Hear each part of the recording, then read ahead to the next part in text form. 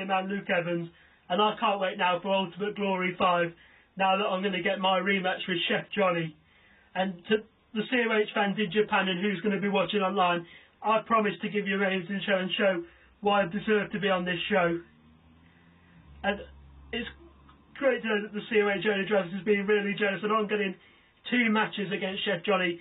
Now tonight I team in a 6-man tag with the Cool All-Stars champion Brandon Wolfe and V-Pac against Chef Johnny himself, J Krack and John Blackos. So Brandon and V-Pac, I won't let you guys down tonight. I want to get the win for our team and get the momentum for Ultimate Glory 5. And I can't wait to go to Japan and party at the karaoke clubs and the party clubs and have such an amazing time, eat some great food, have some great beer. I know it's going to be an amazing time. I can't wait to go to Japan. So Chef Johnny, I will see you at Japan. And I win or lose, I will shake your hand. But I will get some payback, whether tonight or Ultimate Glory, for you kicking me in the balls on the last show. So, Chef Johnny, I will see you tonight and at Ultimate Glory, and I'm ready to bring the party.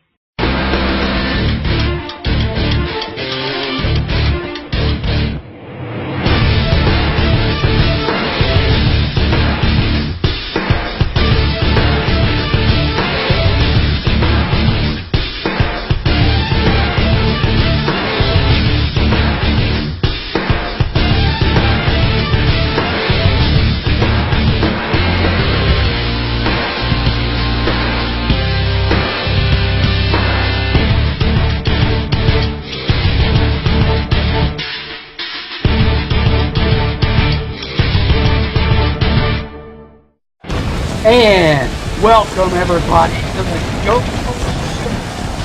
of the World of Glory. I'm Dr.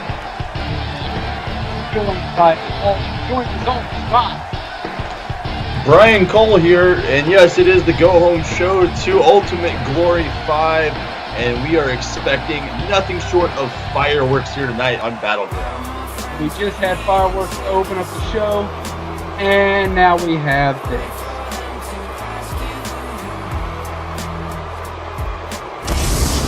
We have this thing,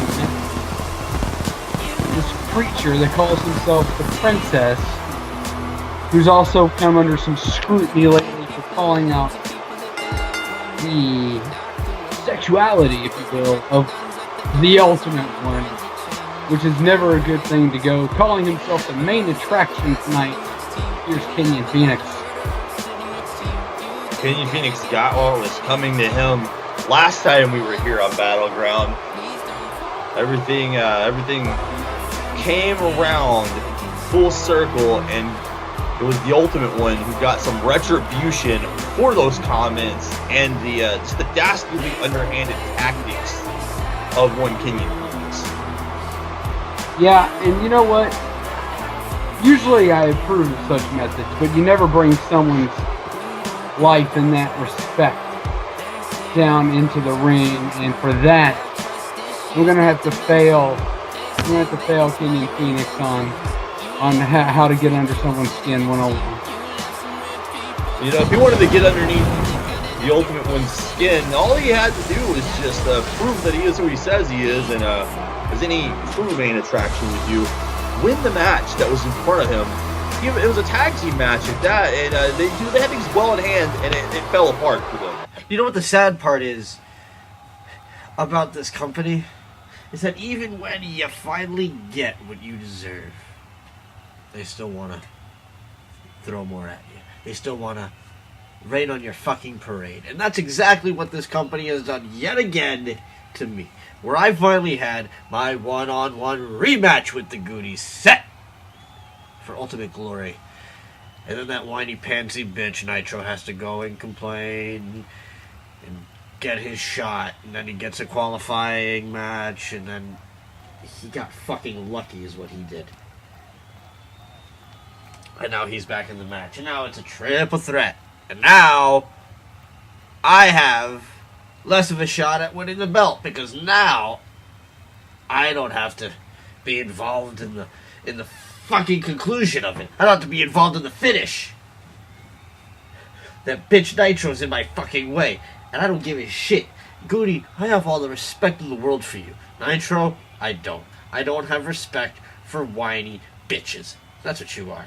And at Ultimate Glory, I'm going to kick your ass. You're going to be the reason I become champion. And Goonie, you're welcome to have a rematch afterwards when I am world champion. Yeah, I had a few drinks in me, so who gives a shit? Once again, I'm pissed off at this company. And once again, this company has gotten me to the point where conspiracies, yet again, are against me. And now tonight, I gotta fight some fucking Cliff Note, known as Scott Adams. Who gives a shit? Nobody gave a crap about his reign. Oh, nobody gives a shit about him now. You know? Who cares? I'm gonna kick his ass, just like I've kicked everybody else's ass. And then, come Ultimate Glory, I'm gonna fucking kick Goonie's ass, and I'm gonna kick Nitro's ass. And Nitro, I don't give a shit if you're going around trying to convince everybody that because of what I said, now you're coming out as this big hero. I did it because I knew you weren't man enough to give me what I wanted. And I'm not gonna give you the goddamn decency of getting what you want, and glory of what you want at Ultimate Glory by taking my fucking spotlight. So Scott, get the fuck out here now. And Nitro at Ultimate Glory, you're dead. Well, speaking of whiny little hee-ha-has, as he was alluding to, that sounded like a whiny hee-ha-ha to me, didn't it to you? Hey, you know what? I'm gonna make a wish here, make a prediction, hopefully in the same sentence. Can we just get this over with and get Scott Adams to powerbomb this guy already? I'm already tired of listening to him. Yeah, you know, I'm gonna agree with you there. That was basically an oxymoronic promo there by the main attraction, coming out here and saying that the Ultimate One was out here whining when he himself was whining about the Ultimate One's whining.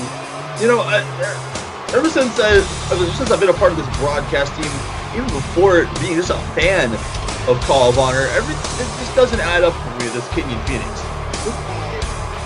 Every one of these scenarios that he's in, he complains about, he's put himself into all these scenarios. At least he still gets the title shot at Ultimate Glory. You can't see the silver lining in anything in front of him. I don't... That's the thing about Kenyon. You never know quite what's going to go through his mind, but clearly he doesn't see the hypocrisy in his statements. As in the early going, he ends up on the outside of the ring. Well, that just serves him right here. And you know, Scott Adams is a no-nonsense type of guy. You come out here and tell him to hurry up and get out here so you can get this match over with. This is exactly what you're going to get. Yeah, you know, Scott he figured that Kenyon Fenix's face needed to be rearranged right there. And I'll tell you what, I think his way of thinking may need to be rearranged. Yeah, he's going to have to get something straightened out here before he gets to that match at Ultimate Glory, or it's going to be a quick night for him, and I'm not sure that that's what he wants.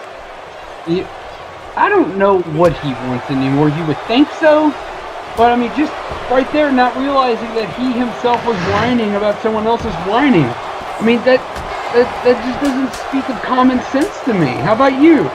No, there's nothing sensical about what he's saying anymore. I think he's just trying, you know, it's kind of like a pathological liar in a way. He just keeps coming up with more and more excuses. He's probably got an excuse for missing that 450 splash as well. But I think Scott's gravity's fault. Yeah, Scott's going to take care of all of this whining for him here tonight when he shuts him up in this match, hopefully. But right now, Scott seems to be in control in the early going here. Nice suplex there. Kenyon Fenix in some trouble. But I'm excited for Ultimate Glory. How about you? I am very excited for it. It's just looking again over the match card that Mr. Sparks ran down on Slam this past time and past episode. And I gotta say, I was really excited. Ultimate Glory 4 was almost just getting my first real taste of COH back then. I hadn't been following the brand very long before that, but I'd say I've been all in on this road to Ultimate Glory 5, and I think we're going to see some special things. Every night's special in COH, but Ultimate Glory 5 is going to be one of those things. You just cannot miss it. Look at you. Every night special in COH. You know, I disagree. That other show is not that special. Except for Mason Chronic, the highlight, who will be facing Caleb Blair at Ultimate Glory, and he will become the new champion after he beats Caleb Blair down. Well, it's hard to argue with a specimen like Mason Chronic. I won't disagree with you there. I've seen what he can do in the ring. By the way, not for nothing, disagreeing with me has proven to be the downfall of many men. Well, of course it has. Here, it's like Kenyon Fenix back on task here is having a little bit of a disagreement with our official. No big surprise there. It was a nice super kick, but it's going to take more than just that little super kick to put away one like Scott Adams. I have a problem with this. You know. Wait a second. What? Whoa! Wait, that's Alex Enterprise. Alex Enterprise has made his way out here. Oh! He clobbers the ref. And it looks like he's trying to go after Scott Adams. Scott Adams got to him first. Yeah, it's like Kenyon Fenix got promptly removed here. He's laying over here on the side of the ring. The referee went down. That's pretty typical Alex Enterprise there, taking out everybody in sight. Caught Scott that lights out into Gary. Got him up over the shoulders here. Oh! That is Kenyon Fenix he's gonna head on out of here. The other two men going at it. Alex Enterprise and Scott Adams in the middle of the ring now. Oh, wait a second. Oh boy, this is breaking down quickly here. I thought we were getting ready to see a good matchup here between Fenix and Scott Adams. Wait a second, Scott Adams has got that kendo stick that Alex Enterprise brought out to the ring. Oh no, wait. Oh no. Oh! And these two men going at it, we had a DQ win there. You can see Kenyon Fenix has nothing to do with this chaos, this pandemonium. Oh, Scott Adams. Oh no! Oh! What a way to open up this show! My God, somebody's going out here just to help Scott Adams. Who cares? Let's do it again. Alex Enterprise. Yeah, don't encourage Alex Enterprise. He's liable to do it again. What's up, y'all? Just chilling with my nigga T. Jefferson. Say what up, T. Jeff. He ain't wanna say nothing. But you know what I'm saying? Bored as hell. You know what I'm saying? Waiting on my ride, you know what I mean? Chilling. Made a huge mistake last week. I turned my back on a Chicago nigga. That is something you just don't do. You don't turn your back on a Chicago nigga. So, that's cool. Sahib Muhammad, it's alright. I'll see you when I see you. Ben, amigo, don't take this the wrong way, alright? Look, I am just as hungry as you are, alright? So, either way, at Money in the Bank, I'm gonna hit you with a ladder, and I'm gonna enjoy every single moment of it. Alright, buddy? Alright, love you. Stefan Guerrero. Amigo. ¿Qué pasa, puñeto? I've never been in a ring with you, alright? And it's gonna be an honor to whoop that ass on the next battleground. Just giving you a heads up. As for, damn, what's his name? Michael Minor. Yeah. Don't know much about you. Other than the fact that you smell like dog cages in Michael Vick's house. Well, other than that, it'd be an honor to whoop your ass for the first time, too. So until then, folks, fuck off.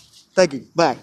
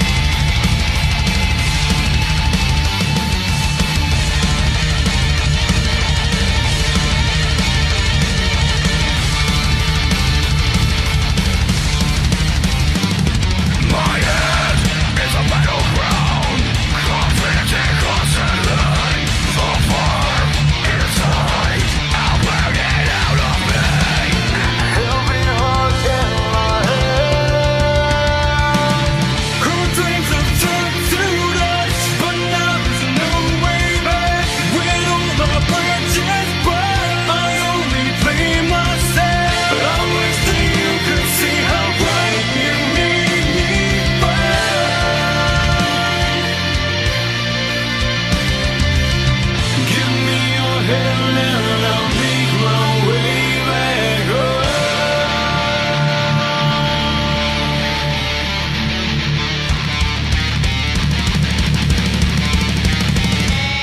Your mind is a mystery. Yang was all missing a piece. So far inside, I'll burn it out of me. Heavy heart in my head. Who dreams of turn to dust, but now there's no way back. With all the bridges burned, I only blame myself. I wish that you could see how bright you made me burn.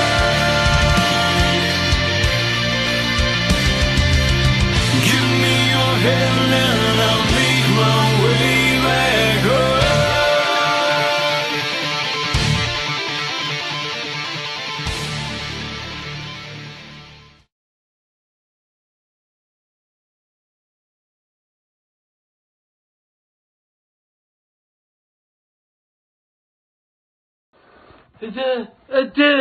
Oh no.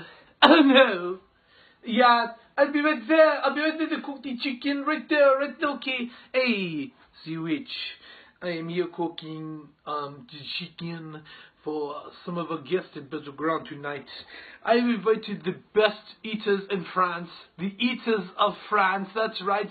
They eat at most restaurants. There's Le Pont Le Clos and the Vanigan. They're all here tonight, and I'm making them chicken backstage because tonight I am tagging with two of the very best of all time. That's right, J. Krack and, J. Blackos. And tonight we are going to take on the party man, V-Pac and Brendan Wolfe. Last time I came in contact with a wolf, I cook it. Last time I came in contact with a vagina pack, I fucked it. And the last time I saw a party man, I kicked it in the balls. But tonight, it's 3-on-3, and it should be the funnest night of my COH career so far. Except for ultimate glory, when I defeat the party man, clean 1, 2, 3, and move on to better things with my life. I'm going to cook him a big bowl of ass whip. Ass whip. Ass whip. As for the other two tonight, I've wanted to take on the Wolfman so long. And tonight, I might get my chance. Me and my partners are going to celebrate. Party man! Did you poop all of my poopies? Fuck! I'm mad!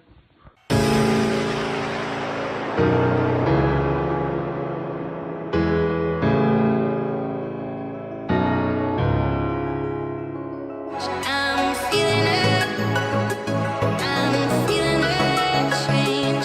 I'm feeling it in the air. To look the other way to get what you want. Or I can troubles my new zone. 'Cause there's a change in the air. To look the other way to get what you want. Or I can troubles my new zone. 'Cause there's a change in the air. I'm feeling it.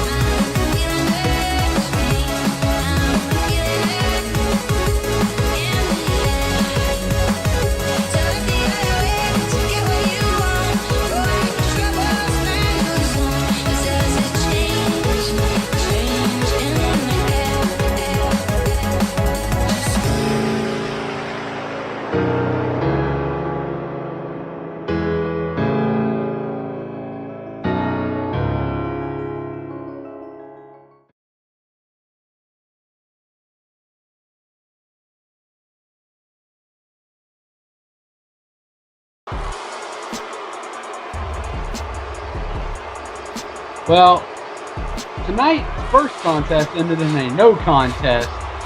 Let's see if we can get this party. Let's see if we can make this party go in a worse direction with these two losers right here, the House of Hypocrites.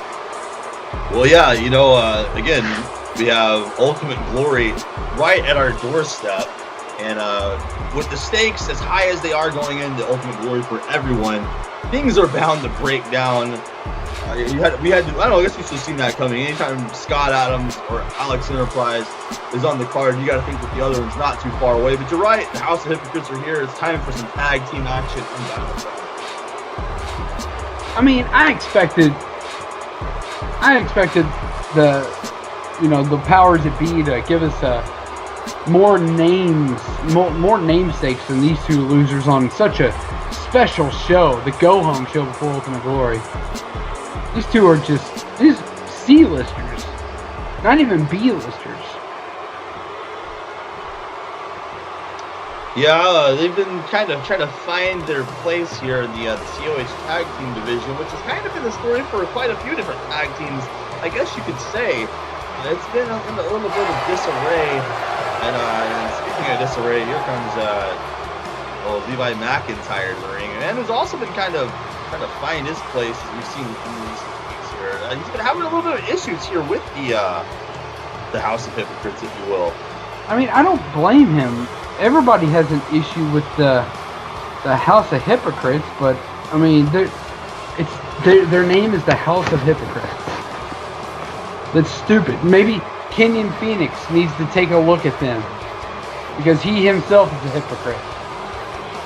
He probably has more in common with them than he realizes. I believe you're right. I'm going to go ahead and speak for a large sector of the fans here, though I'm very disappointed that he did not get that powerbomb that had his name on it, thanks to the Alex Enterprise. But maybe Alex will pick that up for him, pick up the tab for him there at Ultimate Glory. We can hope. And wherever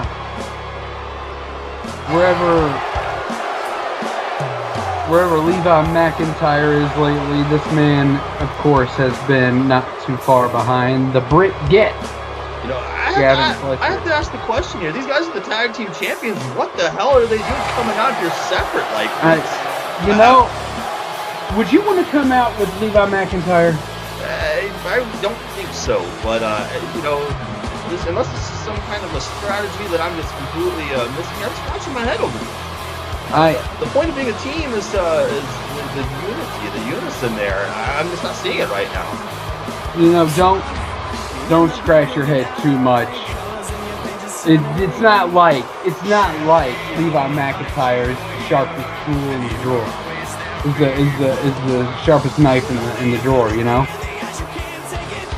Yeah, you're definitely right there. We've seen the recurring issues again that he's had here with the House of Hypocrites, and it's been a little befuddling here to see. Again, as you put it, they are C-listers, and these tag team champions usually just have insurmountable odds anytime they've been up against them of late. Yep, that's very true. I mean, you don't ever expect Levi McIntire to have a friend, and that's probably what happened. These two become accidentally tag team championships. Britt Gitt, Gavin Fletcher, he's a nice guy. He doesn't want anybody to feel alone, so he befriends Levi McIntire. Oh dear God! Now we've won the tag team champions. Now I've got to put up with this loser a little bit longer. That's probably what happened. Well, yeah, obviously, I mean, if you hold the titles, you become a little bit obligated there to do the job at hand, and I guess you say you can't pick your friends, but sometimes I guess you can't pick your tag team partners either. Unfortunately for the Brit Get, Gavin Fletcher. I get tired of all the whining and crying that Levi does, and that serves him right there. No, this confuses me here. We're this close to the biggest night in COH that only comes once a year. It's like Christmas. It only comes once a year, and everybody's crying and complaining, and I just do not understand. These guys are going in with championship opportunities, with championships. Should these two defeat the House of Hypocrites here and retain, and they're complaining and they're whining and they're so down. Like, this is COH, guys. This is a big deal. It's Ultimate Glory 5. What is wrong with you all? How much time you got?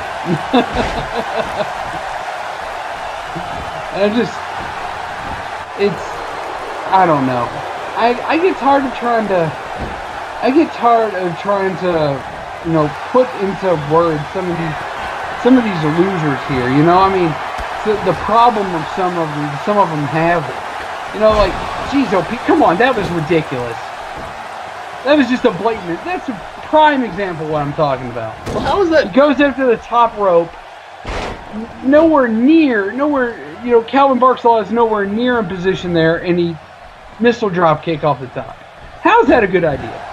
But Gavin Fletcher was in here, as you were saying, that was in here taking liberties with the referee. I'm surprised he wasn't disqualified there. I mean, I guess that would have been in the favor of the champions, for the championship advantage, but this match is kicking down rather quickly here.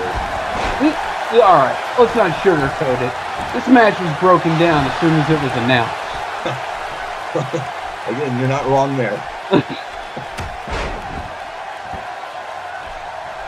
As this match continues,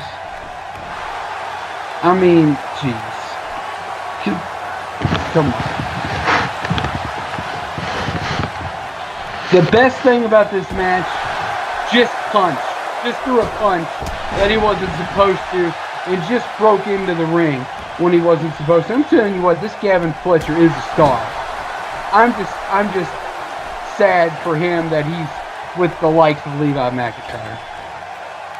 Yeah, sometimes you don't get the best pick of the straw there. The straws there, sometimes you get the shortest straw when you first really start to break out, and I think that's what we're seeing here. Obviously, there is potential in this young man, but sometimes you gotta kind of just roll with the punches at first. And Levi there with a big clothesline that barks a lot right in front of us. Levi can't be seriously. Oh my gosh! Oh my god! What the hell was that? I would give credit. Oh! Levi McIntire with the hell of a maneuver there. I will say that.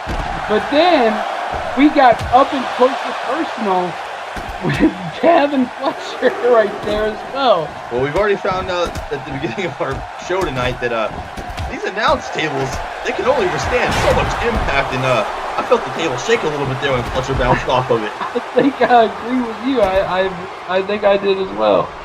Well, I can't get over that. I mean, as much as we've been not the biggest advocates for Levi McIntire here, that might be the biggest suicide dive I think I've ever seen. I think you might be right.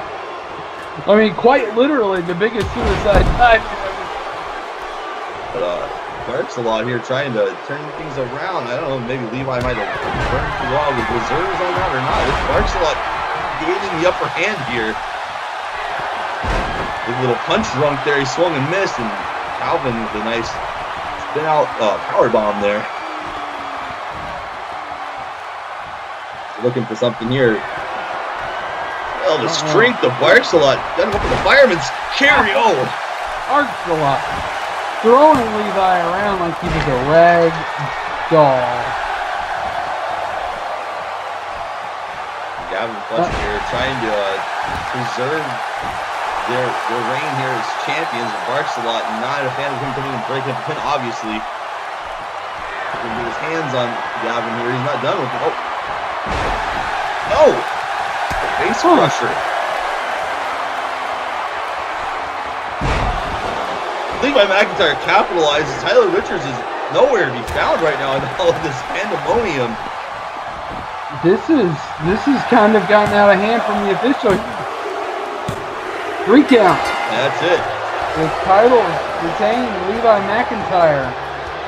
And the Brit are getting out of here with a win. See what I did there?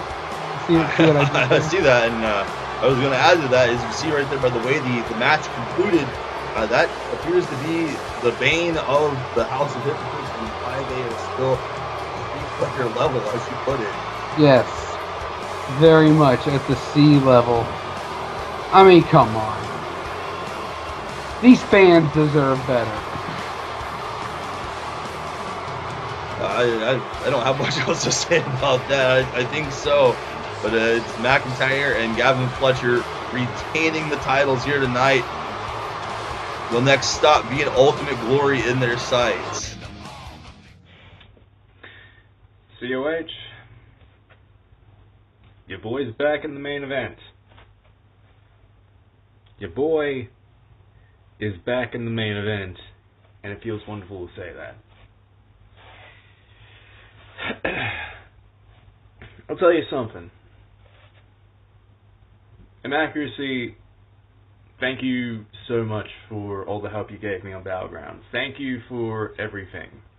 Because without you, this wouldn't have happened. I would not be in that main event right now. And yeah, as per the stipulation, you are definitely going to be owed a main event, a title match at some point. But I sure as hell hope that it is against me. Because you and I have a major history. And I hope to finally figure out just who of us is truly the better man after all these years.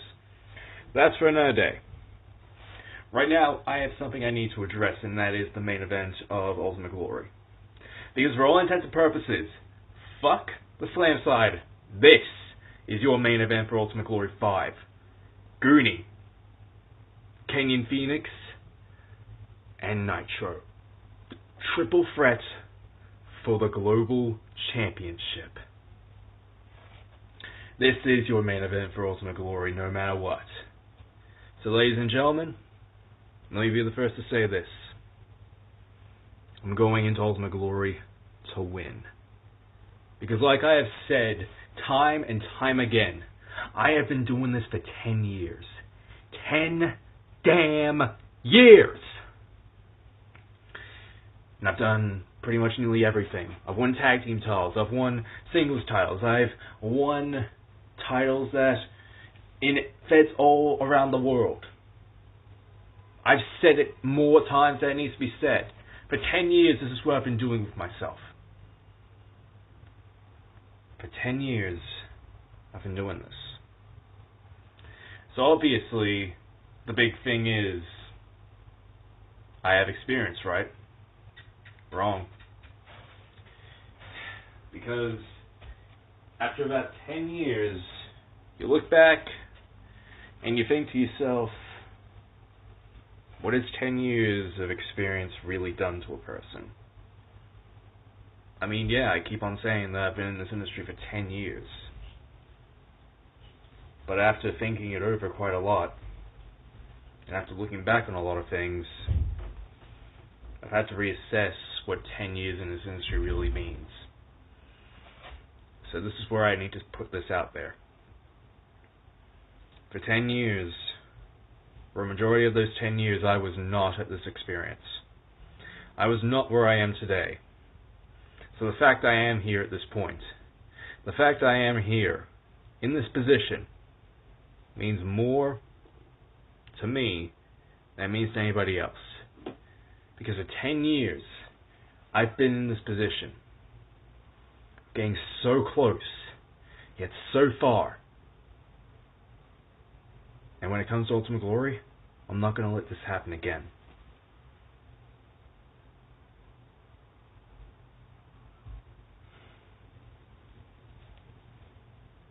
This right here was one of the first shirts I ever got printed in my career. This was made shortly after I won the Internet Championship in YTCW. This was after the first ever championship I had ever won in a call-fed.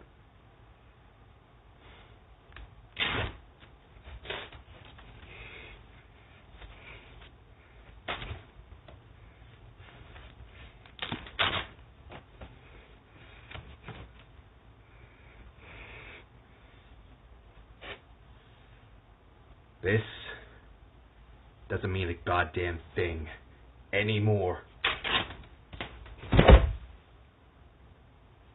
Because in order for me to embrace the future of what will be coming forward for me come Ultimate Glory, shit like that needs to go.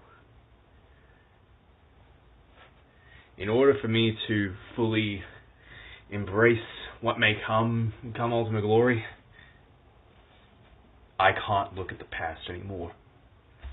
There's nothing left for me in the past anymore. I can't keep on looking at the past as though looking back at it is going to make me stronger, it's going to make me better, it's going to somehow give me the spirit and the energy I need in order to win, because that's bullshit.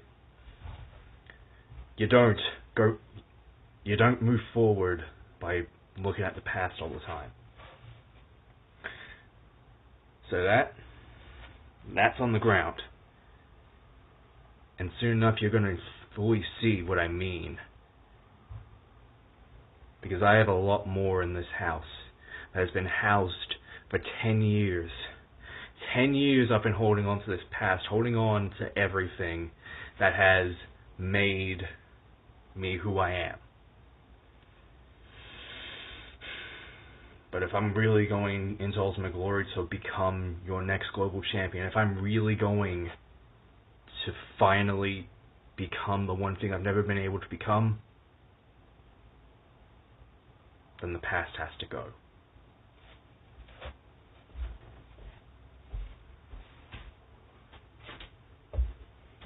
Woo! Bring 'em out, bring 'em out, bring 'em out, bring 'em out. It's hard to yell when the barrel's in your mouth. Woo! Bring 'em out, bring 'em out. Bring 'em out, bring 'em out. Bring 'em out, bring 'em out. Bring 'em out, bring 'em out.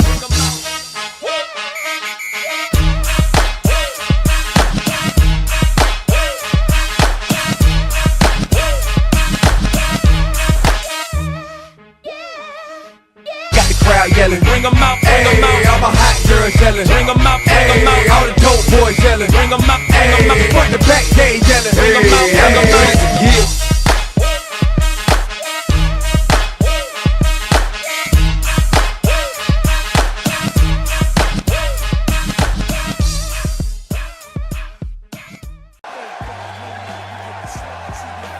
Now, I don't say much about the commercial, but ACL, All-Star Call League, I mean, we have a Call All-Stars, right?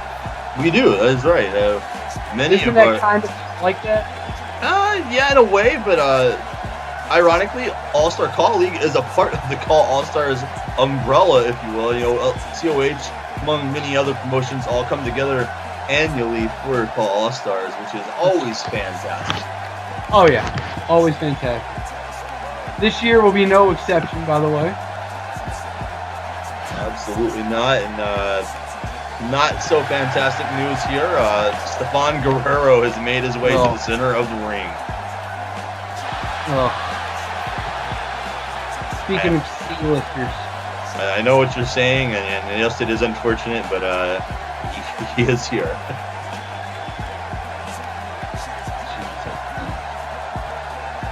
Is he gone yet? Unfortunately not. I think we got a little bit left before us here before we can get that far.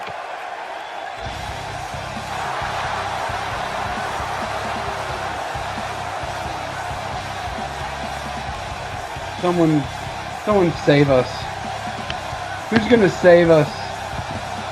Oh no!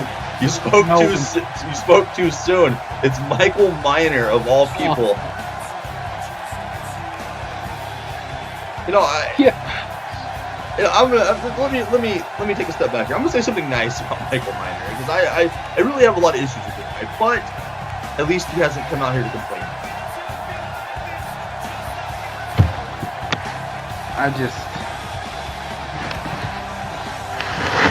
I'll say one thing for Michael Miner too.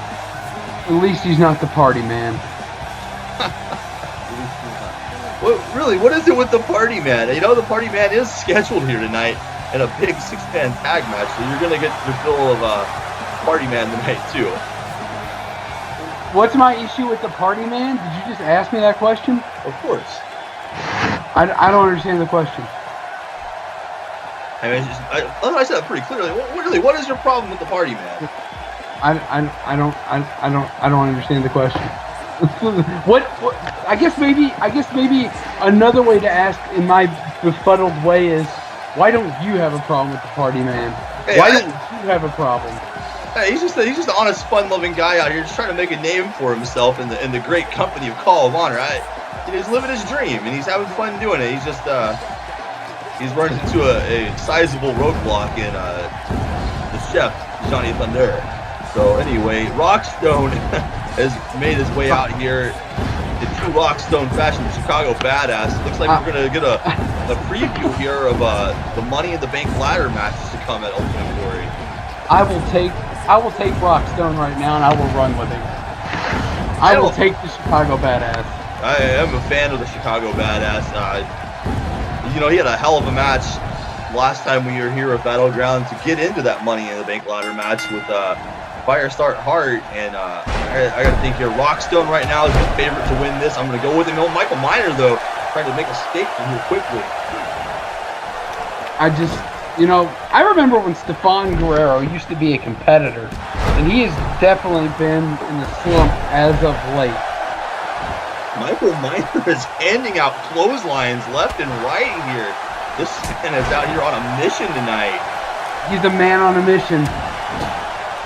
Remember them? Mom? Remember them? It's like Michael Miner's a moonsault here. Michael Miner in the early going here is dressing to impress, if you will.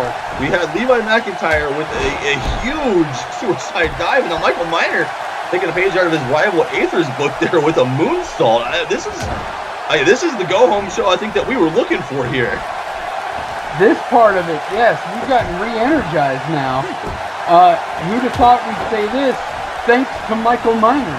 Yeah, you know, I think that that match with Aether last time we were here on Battleground really reinvigorated him a little bit. Aether bringing a fight to him, and he came out on top. You know, I was rooting for my friend there, Aether, but I have to give it to him. He impressed me a little bit that night. Well, I mean, come on. Well, why don't you say it like you're almost disappointed in him? I was a little disappointed there in Aether. I mean, I was really pulling for him, and things didn't go his way. But again, I will give the devil his due. Michael Miner impressed then and is looking impressive thus far here. And you're right, Stefan Guerrero has been in a slump. This guy used to, pride himself on being this prize fighter, this go-getter. He would come out here and take names and kick asses and all this. He was a big talker, and now, he's getting thrown around the ring here by Michael Miner. I mean, who's relatively new to the COH.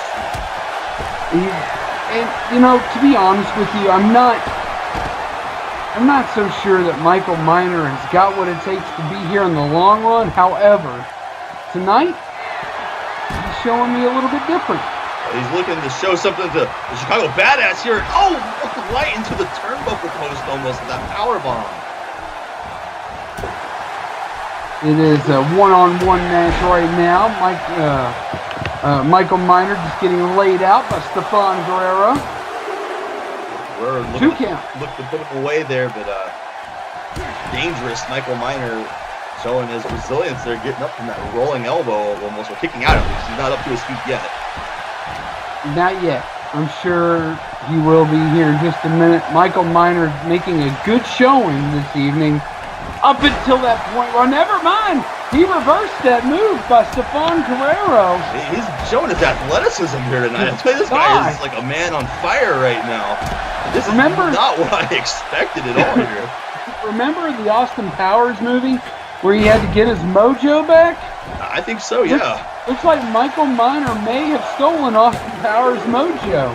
He's got something here because Rockstone is out here stuck in wind out in front of us, and Stefan Guerrero is just at the mercy of Michael Miner, almost fighting back with a scoop slam there. But these two cannot. They might need to work together here in tandem because they cannot keep dangerous Michael Miner from coming back in the spades here in this match already. Shall we say he's been living dangerously in this match? I would say so. Throwing caution to the wind, throwing his opponents all over the place. I don't know what else to say. I'm just kind of stunned here. Don't give him too much credit. This could be a random showing. The Rockstone was loading up for a big punch there, and Like he saw it coming. Oh, big power bomb there from the torture rack. Dude, oh. Wow, almost had Rockstone put away. The Rockstone is an accomplished competitor before. He's held gold here in COH. As has Guerrero. Michael Miner Oh, wait a second. hoping the win they hold. Oh my gosh. Rockstone finding himself on the outside of the ring here again, looking up at the lights. Not going his way here tonight.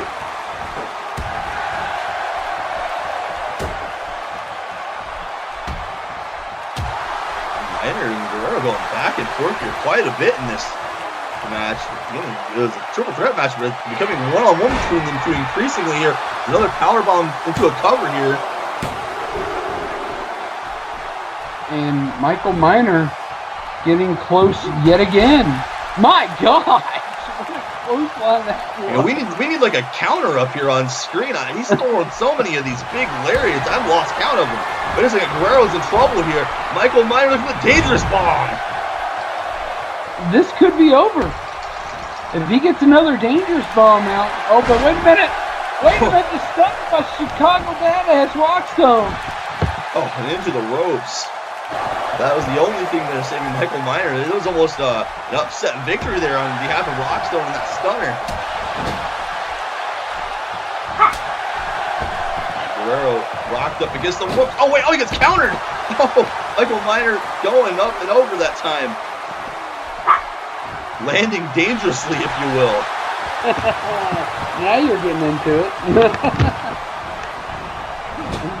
Yeah, Rockstone. Oh, back in the ring here now, one-on-one with Guerrero. Michael Miner still recovering from that nasty bump to the outside. Rockstone here. No gut buster there to Guerrero. It's a gut buster. To paraphrase our lesser show. What you did there. Yeah. I'm sure Oliver will appreciate that one. Rockstone, yeah, damn right he will. Rockstone here trying to take control of this. There's a super flex from Michael Miner. Rockstone finally getting in control. He's looking for a cover. Who count it? Oh, Michael Miner dangerously close to being pinned there. Yeah, he is. Oh, short elbows there from Rockstone. Wait, Michael Miner, the sight of his own blood almost re-energizing him. Look at he's taking off. Guerrero has no idea what just hit him. Two shoulder blocks and a spin out back suplex there. Almost into a powerbomb from that belly to back suplex. Guerrero, oh, gives him an elbow there. Dangerous Michael Miner giving a fireman's carry. There's no fire around though, because that would be too dangerous. I was gonna say he might be wanting to look out for some of these elbows. It was the elbow from Rockstone that opened him up, and he took another one there from Stefan Guerrero. Now he's out on the floor. Guerrero's got to cover up that pumping neck breaker. Oh. Bringing this little Rockstone out of the way. Back and forth. Guerrero with the reversal. Oh, wait a second. Oh, they got Peruvian necktie, but Michael Miner is on top of him before he can even lock his legs there. Michael Miner is very lucky to have been in the right place at the right time, or this match would have been won by Stefan Guerrero. A dangerous bomb, and he pins Guerrero. Wow. Wow. You said it. Right place, right time. He just stole this thing. First, this is, alright, a few months ago, we didn't know John Blackos was going to be as big of a star as he was. And I'm bringing up Blackos here for a reason. He beat Stefan Guerrero, and I named Stefan Guerrero the Sonny Liston of COH. That is now continuing that narrative after that win right there by Michael Miner. Oh, wait a second. It's Saeed. Saeed Muhammad right here. We got a fight. We just had a fight. We have another fight breaking down here. We're seeing a reoccurring trend here tonight. Oh, Saeed. Oh, my God. Good God.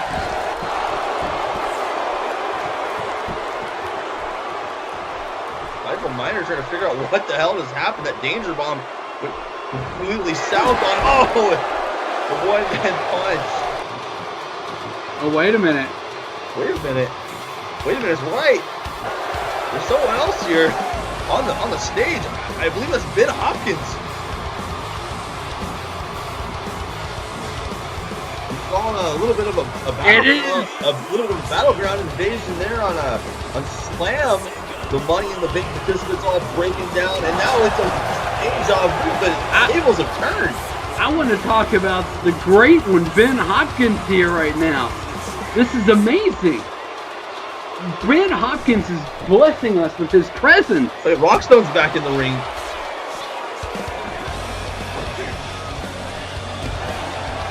Now it's Rockstone inside, but Ben Hopkins is still making his way down the ramp here. Oh, there's a stunner from Rockstone. Oh, no. Oh, man. Wait a second. GMR coming over the barricade. GMR is here. Ben Hopkins is here. Saeed Muhammad is here. Rockstone holding his own now. Oh, there's a Ben Hopkins just laid out Michael Minor. GMR tossing Rockstone nearly onto our table from the ring. A huge backdrop launching him up and over the ropes. Alright, I take it back. They have another thing over there. They've got Ben Hopkins as well. Ben Hopkins has blessed us with his presence tonight. Well, the viewership is definitely on the rise. The brand, the Ben Hopkins brand, is here on Battleground. Place is in a frenzy right now. And as it should be. Oh, wait a second. Ben Hopkins. Descent to madness on Saeed Muhammad. GMR and Rockstone are fighting into the crowd. I've lost sight of them over here behind us.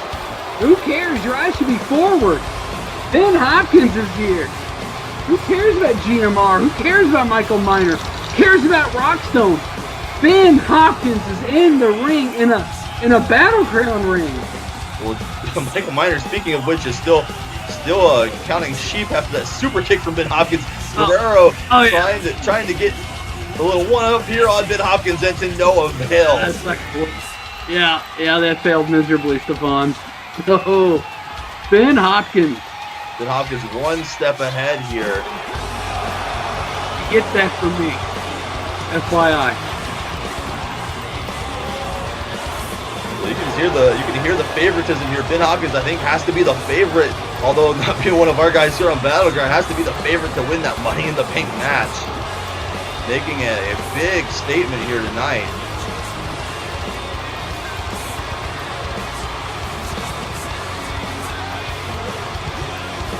Ben Hopkins. Yeah, we're seeing just a recurring trend here at this point. Guerrero not happy with Ben Hopkins. Ben Hopkins just made his way up the ramp, and oh boy, we need to get some more officials, get some security out here. This is gonna break down. Oh yeah.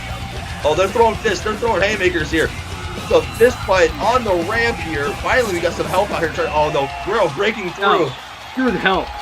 Let him go. Let Ben Hopkins kick his ass. You want to know what pisses me off the most?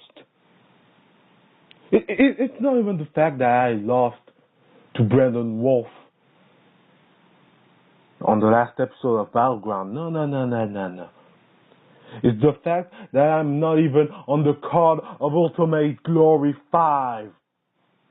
After everything I've done this season, after everything I've been through this season, I'm not on the card of Ultimate Glory 5.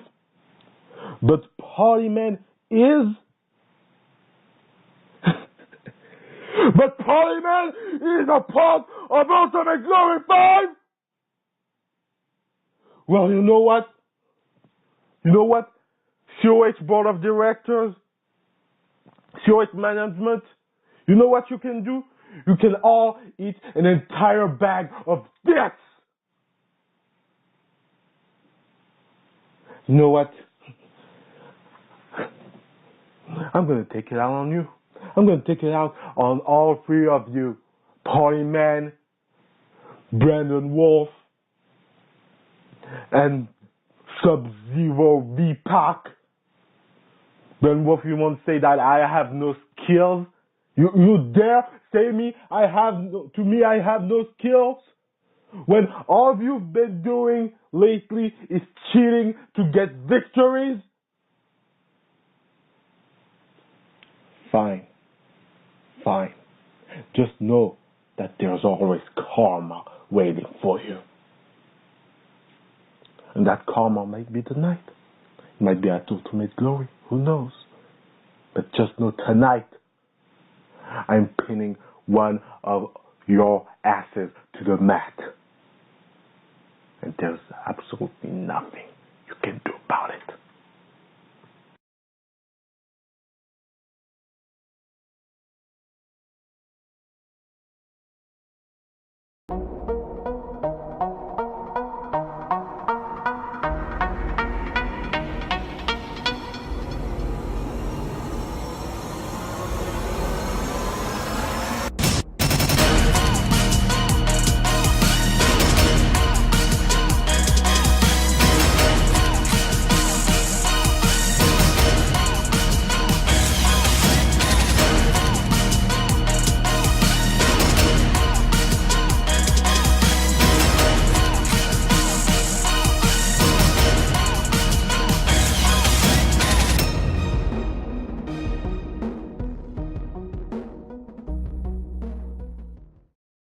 Tonight, it is a six-man tag match between me, Luke Evans, and V-Pac.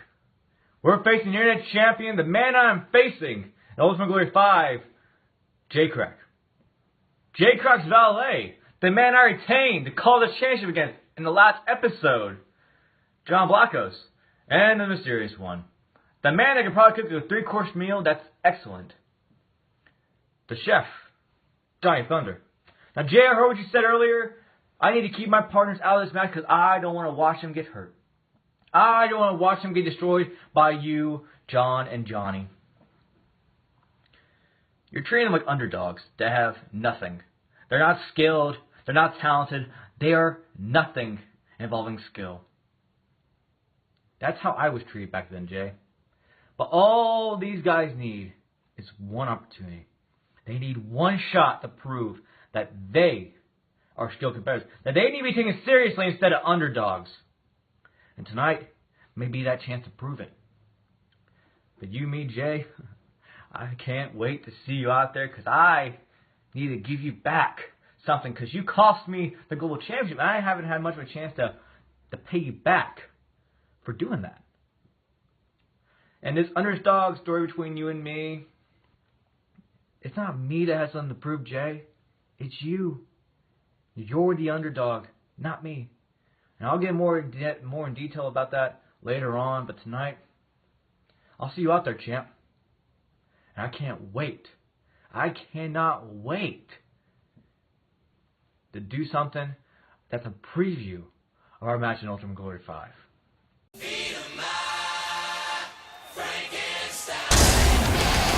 Ladies and gentlemen, we are back here. We are back on a night that continues to provide non-stop action and just more twists and turns. The road has narrowed with Battleground here and Ultimate Glory in sight. I almost see the checkered flag waving here, but Daniel Mars is on his way down to the ring here. It's very, very interesting. And it's continuing dilemma here with the matches. You know, this blood feud between these two has been going on for quite some time now. Ever since Daniel Mars took his rightful place as the leader of the Eradication, Inaccuracy, and he has been butting heads, and it has left a pile of bodies in the wake, as it were. You look back at the inception, the beginnings of the Eradication. Who would have saw this happening? I mean, this still has got to be one of the most shocking developments in this season here for COH. to put things in perspective how long the eradication has been going on. I'm out here tonight for two reasons. Alright? One, of course, as you know, has to do with Inaccuracy. But the other, I'm going to get this out the way real quick because I don't really like talking about this. But it's important. It's important because all of you people in this arena, all you people at home, you're the people who tune in to COH. You're the people who make people like me, people like all these people in the back, mean something. Okay? Now, what I find really funny, is one of our COH members who just so happens to run Call All Stars decides to make a list. A list of the top talent of 2017. Who's had the best year? Alright? Normally I don't care. But then I started to draw curiosity because my name was on the list. And people were allowed to vote. But not you people, no. Everybody in the back of my locker room. Everybody on Slam got to vote. Everybody on fucking Battleground. Everybody in CCL or whatever COF you're in, you got to vote. But not the fans, nah, man. So, voting ends, I don't care, you know. But I check back because it gets promoted. It gets promoted that it's such a big deal. Oh, this is the top 100 guys of 2017, right? All you people have seen me in 2017. Number 1 draft pick out of the entire COH draft. And I'm going to shoot for a minute, okay? I respect the hell out of Steve. I do. He's a hell of a worker. One of the best. But the fact that he is placed in the 20s and I am number 100? Number 100! And I've had a better year than him. I've won more main events, not just for myself, but for Steve and for the entire eradication. I've done more for COH. Not just performance-wise. I have done everything to make sure that COH is the brand that it is today. And I'm not a selfish person. I'm not asking for a title shot or anything like that. No. But the fact that goes underutilized, not because of my performance level, but because of personal gripes, my answer to all that, call All Stars, Sean Walsh, and anyone affiliated to those fucking leagues could kiss my ass. And that's the God honest truth. Because all the All Stars in Call, they're in COH. Now in business. Inaccuracy. You and me, we've been going back and forth.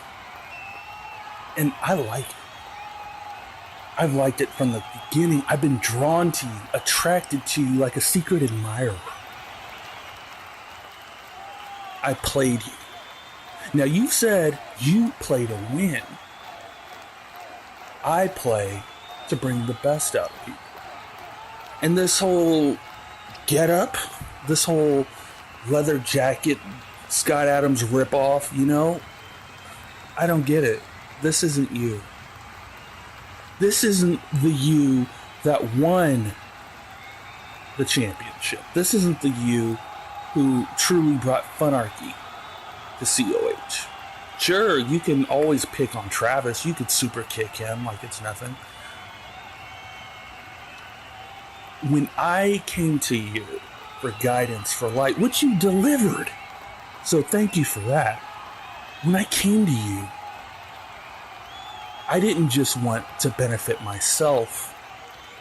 I thought we were going to own this bitch. I did my part. I became COH Tag Team Champion. You know, with the GM. But time after time, opportunity has risen for you. Hell, you have another title shot for the Global Championship. But you never do it on your own, man. You always need help. You need help from me. You need help from GM. You need help from Nitro. Nitro. You formed the Eradication to bring something out of me, to bring something out of GM. But then, of course, you bring in Bay Area Bad Boy. I don't really have a problem with him. I wanted to make something out of him, just like you did for me. He should be the internet champion. But he has been nothing but dead weight because of you. So what I'm going to do is I'm going to be the cure to all of this. I challenge you, Inaccuracy, at Ultimate Glory to a Funarchy Rules match. You and me in the cage, anything goes. But I don't just want the you that you've changed to be because I made you change, just like you make everyone else change. No. I want you to bring the old you. I want the you that seems to spread his disease like semen all over sluts. I want the you that people fear. And at the end of the day, no matter if I beat the loving shit out of you, or if you beat the loving shit out of me, no matter who wins, I'm going to laugh. Because I know I'm in your head, just like you've always been in everyone else's. And the truth of Funarchy, it lives in me. Some strong words there. I think Inaccuracy has done enough listening. I think we've all done enough listening. I can't be more happy to see this man coming down the ramp here. Daniel Mars shooting off the mouth on just about everybody imaginable here tonight. Inaccuracy has clearly warped his psyche through the course of this eradication stint and everything that's transpired that follows it. Maybe Inaccuracy is the only one who can beat some sense back into the warped, broken mind of this Daniel Mars. It's hard to agree. It's hard to disagree with that. But we're going to see what's going on. But Daniel Mars, I will say this: he was right. There's not a thing. I don't think that he said that was wrong. Well, maybe. I mean, he has some valid points. You know, number one draft pick, can't argue with that. It's a thing of the past now. You know, he's made the most out of the run here with the eradication. Like you said, basically turning the eradication itself against Inaccuracy. It's hard to argue. Oh, you're finished. Okay. Not only am I going to have to decimate you at Ultimate Glory, I'm going to have to decimate you verbally here. Maybe there's a reason why you're all the way down there in the CWI 100 and I'm all the way up here. Maybe it's because of personal responsibility. See, ever since I came to COH, I've accepted personal responsibility for everything I've done, and I've not asked for anybody's approval. I've not asked for forgiveness. I'm never going to ask for forgiveness. This is who I am. This is what I do. For some reason, all of your shortcomings seems to fall on the hands of other people in your mind. You never tend to look in the mirror and say to yourself, what am I doing wrong? Never. You never try to take responsibility for your own actions. Think about it. You gave me the tragic fashion, which ejected me from a group that I created. And now I'm a new Inaccuracy, as you say. But the thing is, I kind of like this Inaccuracy. He turns me on. It's almost like I want to slobber on his cock. No, I'm not gay. I just want to fuck the shit out of him, no homo. But see, with me being new, everybody loves the new me. But they also love the fact that I don't bullshit. This is who I am. This is what I'm going to be. You can either love it or hate it. You just ask way too much for approval. From the time that you came into this company with that horrible British accent, to the time that you started molding yourself as an accurate Enterprise member, you've done nothing but pander. Whether it was to get the fans to love you or get them to hate you. That's all you do, is pander. You pander, you pander, you pander. Now, if you don't want the fans' approval, keep doing what you're doing. Because you're doing a great job. But if you're to sit here and cry and bitch and moan that you're not getting your way, then maybe you should take a good look in the mirror. And, well, in my suggestion, put a fucking gun to the head and pull the trigger. Make sure it's fully loaded. But if you don't want to take my suggestion of suicide, then I would suggest you look in the mirror and think about why you're in the position that you're in. You could be a lot higher on that CWI 100 list, but you're just such of a failure that I'm even surprised you even scraped number 100. At Ultimate Glory, the true test is going to come. And if it's anything like I think it's going to be, you are going to fall to me. Just like Alex did at the previous Ultimate Glory. You have your chance. You have your chance to show these fans what you're all about. Win or lose. What is going to be studied is if you can keep up with me. Because people know that it takes a whole lot of courage, guts, and tenacity to stay in the ring with me when the rules are that of funarchy. Daniel, the ball's in your court.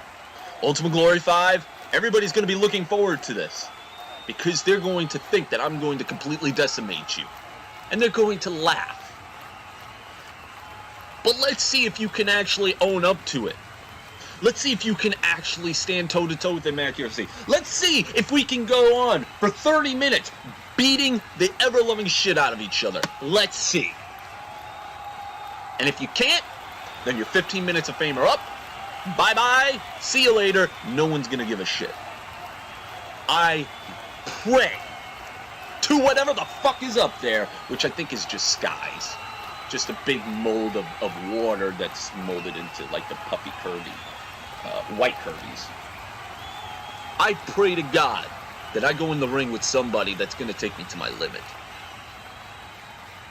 If I don't, well then, I can't believe I ever wasted my time trying to mold you into a funarchist. You better bring your A game. Because if you're not going to bring it, then just making number 100 in the CWI top 100 list is going to be the least of your fucking worries. Wow, things are getting tense here. Very tense. I'll tell you what. Wait a minute here. Wait, when the lights go? Hold on a second. If these two were to come to blows.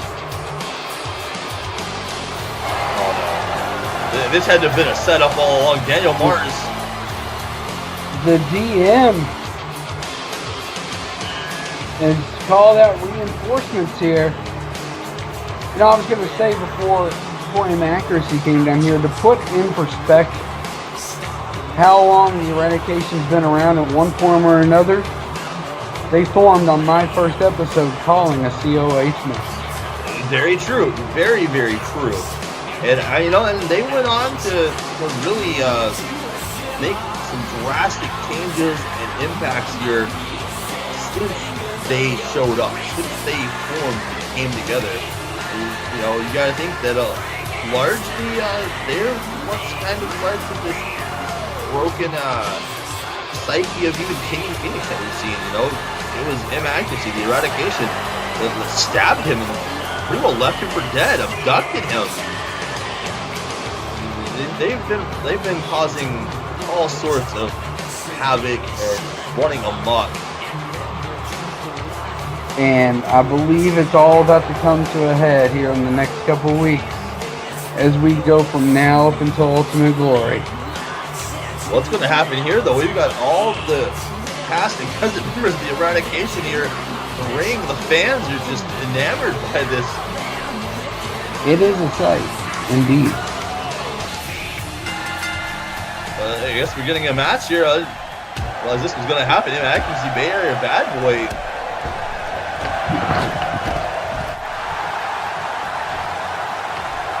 Oh, that was quick.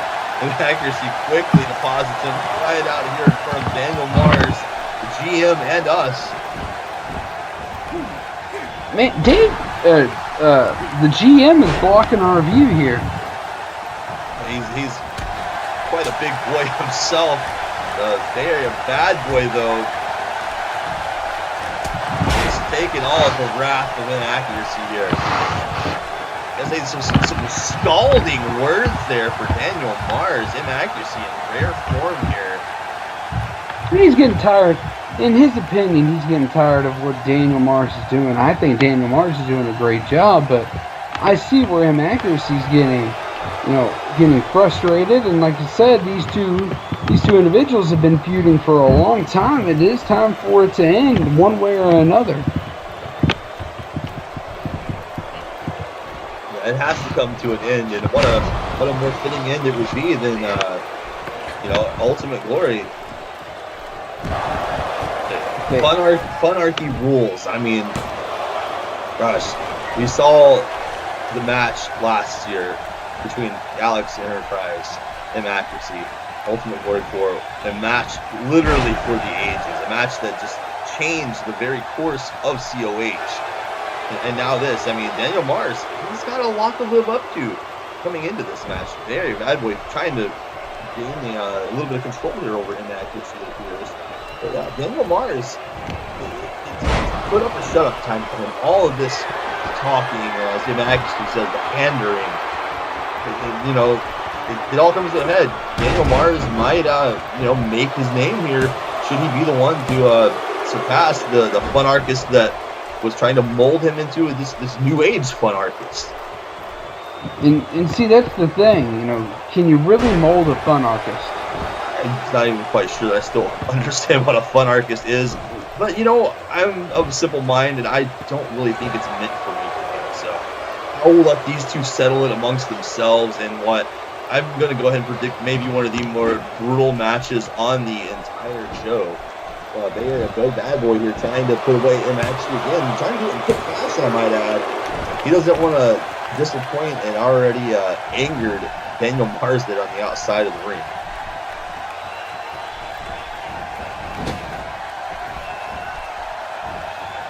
Inaccuracy in some trouble here. The Bay Area Bad Boy. I say Bay Area Bad Boy here trying to hold control here over Inaccuracy, but to no avail there. To just trading punches now at this stage of the match. Ooh, big chop. Another big chop. Hear those.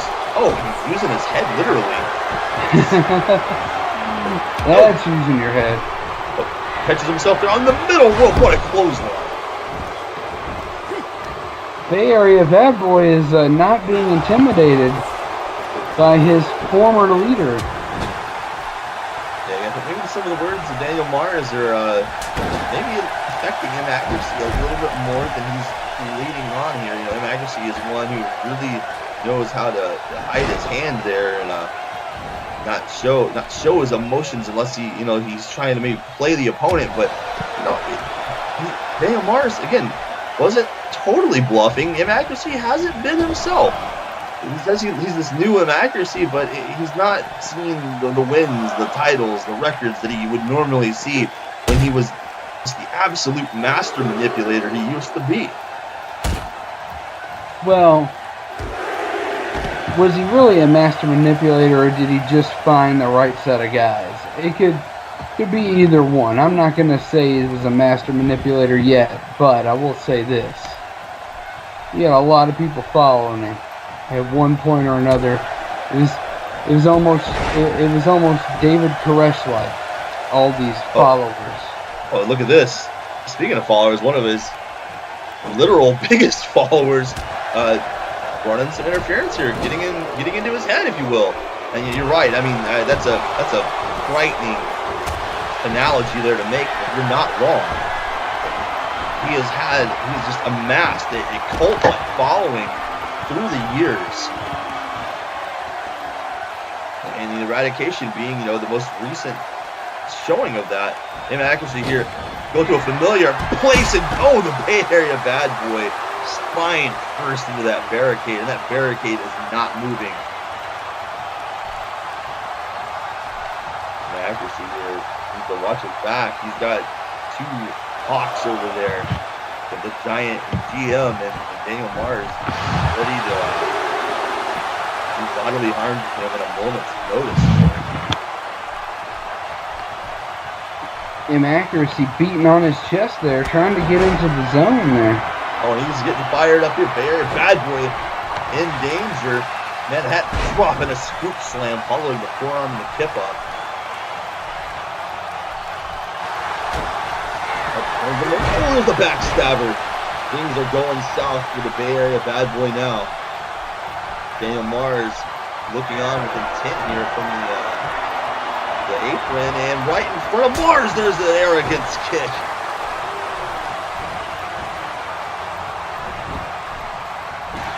The cover, is this enough to put away the Bay Area bad boy? It is.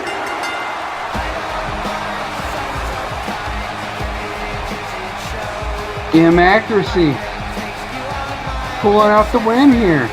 Pulling it out despite being surrounded by familiar foes. Kind of tested the waters there to get involved, but actually living up to his name here.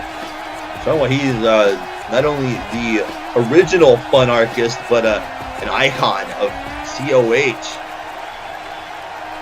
And we've got more coming tonight. Oh, we still have a huge main event to come. That is true.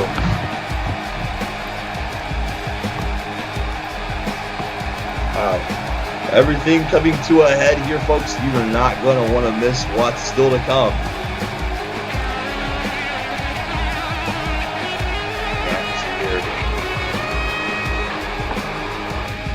Oh, what is this? Hold on a second. What? Oh no, this does not look good. Bay Area bad boy still down here. Daniel Mars not happy about the outcome here. The referee needs to get out of there. This is not going to end well. Oh no! Punishing. I mean, I would say he snapped. We all know that he had already snapped long ago. And no way. Oh no, not like this. The GM saying, I want to try. They're going to kill this kid. He shouldn't have lost. Well, a lesson being handed out here tonight. Do not disappoint the DM. This is the fate you will suffer. Let it be the fate of Inaccuracy come ultimate glory.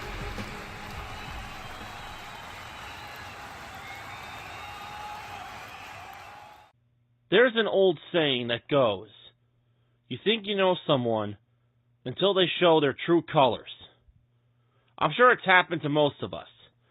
You have that one friend who you think you know like the back of your hand until from completely out of nowhere, they do something so completely out of character that it just shocks you. It shocks you, and it makes you question whether or not you actually knew that person to begin with. And that is exactly who I am talking about when it comes to one particular person here on Battleground. And that person happens to be you, John Blackos. You see, John, I thought I knew you. You showed a lot of character and class, and I had a ton of respect for you. Seeing you move up the Battleground roster to make a name for yourself, going all the way to becoming the #1 contender for the Internet Championship and bringing the fight to that egomaniac J. Krack. Then came Anniversary, when you challenged Jay for the Internet title, and you said if you lose, you would become his servant. And when that did happen at Anniversary, I felt really bad for you. So bad that I damn near did my best to avenge you the next night when I faced off against Jay. But that is another story for another time. You see, John, at first, I thought you were just being forced to do Jay's bidding against your own will to satisfy Jay's sick, twisted mind. But then I started to notice something over time. I noticed you actually started to enjoy doing Jay's bidding. You started to actually like hanging around him and doing whatever he asked you to do. So much to the point that you started to change. And not for the better. You went from being one of the most well-respected and liked individuals on this roster to being nothing more than J. Krack's whiny little errand boy. My case in point about you being whiny? Your little rant I heard where all you did was nothing but bitch and moan about not having an opponent for Ultimate Glory 5. The John Blackos I knew wouldn't have to bitch and moan about not having a match at Ultimate Glory. He would go out there and prove why he deserved to be on the card for Ultimate Glory. But I'll tell you what, John. My calendar is cleared for that night. You want an opponent for Ultimate Glory so badly? I'll be your opponent. That's right, John. You want to face someone so badly at Ultimate Glory? I'll gladly be that person to step in the ring and face you one-on-one. And on that night, in front of the entire virtual wrestling world, I plan on knocking some fucking sense back into you and leave you humbled inside that ring, making you question whether or not actually being J. Krack's errand boy in the end was actually worth anything to you at all. I brought a missile to a gunfight. Don't test me or I just might go through like Casper, then erase you from the hard drive. Feel free to speak your mind. Turn back the hands of time. Write your ad-libs, complain and leave the truth behind. I got this reputation, built it up the hard way. No apologies, despite the things that some would say. We won't always agree, yeah, that I'm used to. And when it comes to talking shit, I'm fucking bulletproof. I'll never bleed 1 second for the money. And this has never been about the fame. I never thought for 1 minute that this would be the life I live.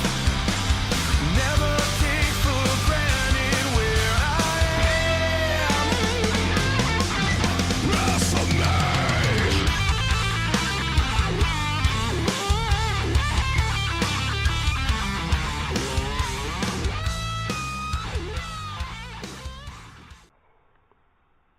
Wolfe, I strongly suggest you don't tag those two Make-A-Wish kids in. I strongly suggest that you stay in the ring the entire time and have them watch as I decimate you. I suggest that you don't tag them in, because if you do, if you tag one of them in, I'll make you watch. I'll make you watch as I tear them apart. I'll make you watch as I tag John in and he destroys them. I'll make you watch as John tags Chef Johnny in and he'll destroy them. I will make you watch. You could have gone to management and you could have told them, no, these two guys are the weakest link. They're gonna get destroyed by J. Krack and friends. They're gonna get destroyed. Please find me new tag team partners. I can't have it on my conscience. Yet, you're okay with that. You're okay with having these two innocent bystanders get destroyed by me. What does that say about you, Wolfe? What does that say about you? There's a lot, doesn't it, Wolfe? Huh. It does. You know how dangerous I could be. You know how aggressive I could be. Yet here you are, allowing this to happen. It says a lot about you, Wolfe. Wolfe, you're not a hero. You're really not. You're a fraud. And I'm going to expose it tonight and Ultimate Glory. You're not this underdog, Wolfe. You're really not. So, Wolfe, like I said, man, be in the ring first. Stay in the ring the entire time and don't tag V-Pac or Party Man. Don't tag those two Make-A-Wish kids in, because, quite frankly, it's not going to end well. But yeah, Wolfe, see you soon, buddy.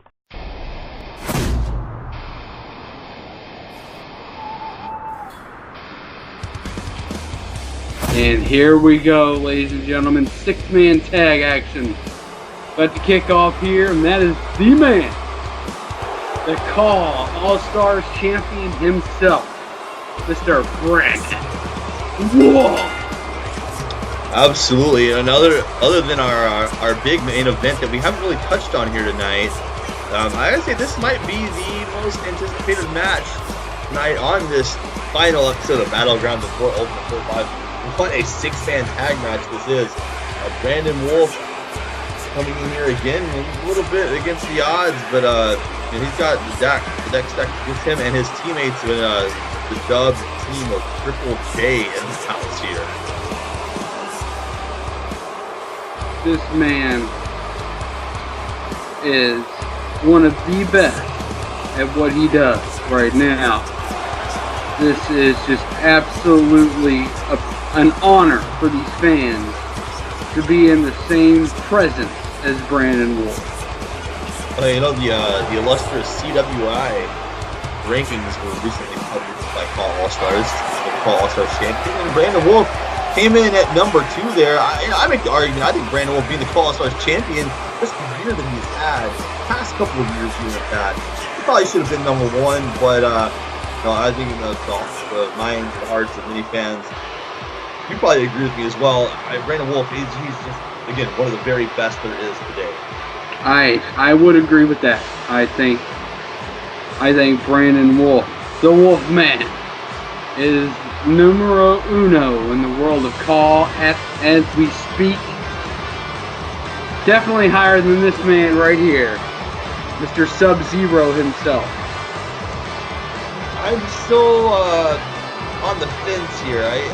We talked about this last time, the John Blackos All-Stars Championship match with Brandon Wolfe that we saw. Despite some of the happenings in that match, a very good match. Despite John Blackos coming up short, a very good showing by him. But V-Pac, what is V-Pac's stake in all of this? He's just kind of here, and it's awkward in ways, and I don't know, can you trust the guy? Can you not trust him? Is he going to let Brandon Wolfe down here in the 6-man tag? I know you're going to make the argument here in a few minutes that Party Man's definitely going to let Brandon Wolfe down, but I'll let you do that. And that's the one thing that I don't understand. It's no secret that I've been talking to Brandon Wolfe behind closed doors, and I think that is something that you can definitely see. But with the regard and the conversations that we had, and the regard that not only he has for me, but I have for him as well, I am all seriousness when I say stay away from this man right here. He's bad news on your career, Mr. Party Man. I mean, why? The one thing I don't understand, I guess, basically, is why Brandon Wolfe did not listen to me and still went with the Party Man. Maybe he had no choice. I was gonna say maybe he had less of a choice than that than you're thinking here, But let's say one good thing about the Party Man here. I know you don't have very many good things to say about him. But I don't understand. He's rubbing shoulders with the elite here tonight. Brandon Wolfe, Krack, John Blackos, the chef himself, all in the same ring here for this 6-man tag. I mean, this can only benefit all involved parties. Oh gosh, all involved party. Thanks for that. Oh, no pun intended. Let me clear that up. Sure, there wasn't. Oh gosh, I just don't understand. I don't understand what the world's coming to right now. Well, we all know that it's coming to one thing. It's coming to Ultimate Glory 5. That's the only thing I understand that's coming to right now. Well, here comes 2/3 of Triple J. John, Jay, and Johnny. This is just going to be an explosive, all-get-out affair here. Once this bell rings, we've already seen so much action here tonight. I just can't fathom what this 6-man tag. Anytime you get 3 men on opposite sides of the ring like this, it's just all hell breaks loose. It's guaranteed here tonight, especially with everything leading to our next stop being Ultimate Glory. Yeah, and you know, it just goes to show you that you just never know what's going to happen next in COH. Absolutely not. And that's why you have to tune in.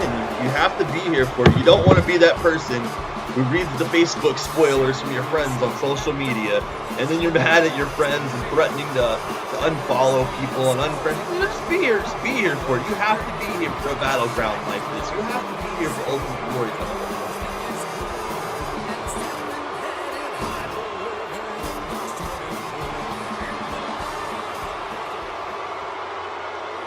And with that said, Doc, I'll let you do the introduction here, because I know this is your guy getting ready to come down to the ring.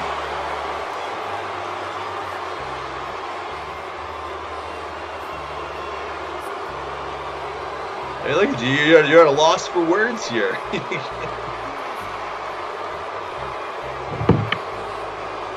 Sorry, I was having microphone troubles, but I'm glad we got them resolved for me, because this man right here, the chef, Johnny Thunder, if Brandon Wolfe wasn't in this match, he would be the highlight right here.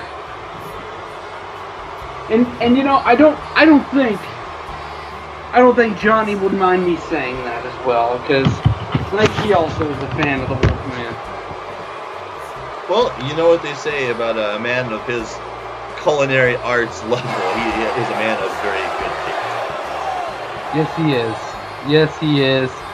And if there's one thing I know for certain, a belief in Brandon Wolfe is very much in good taste.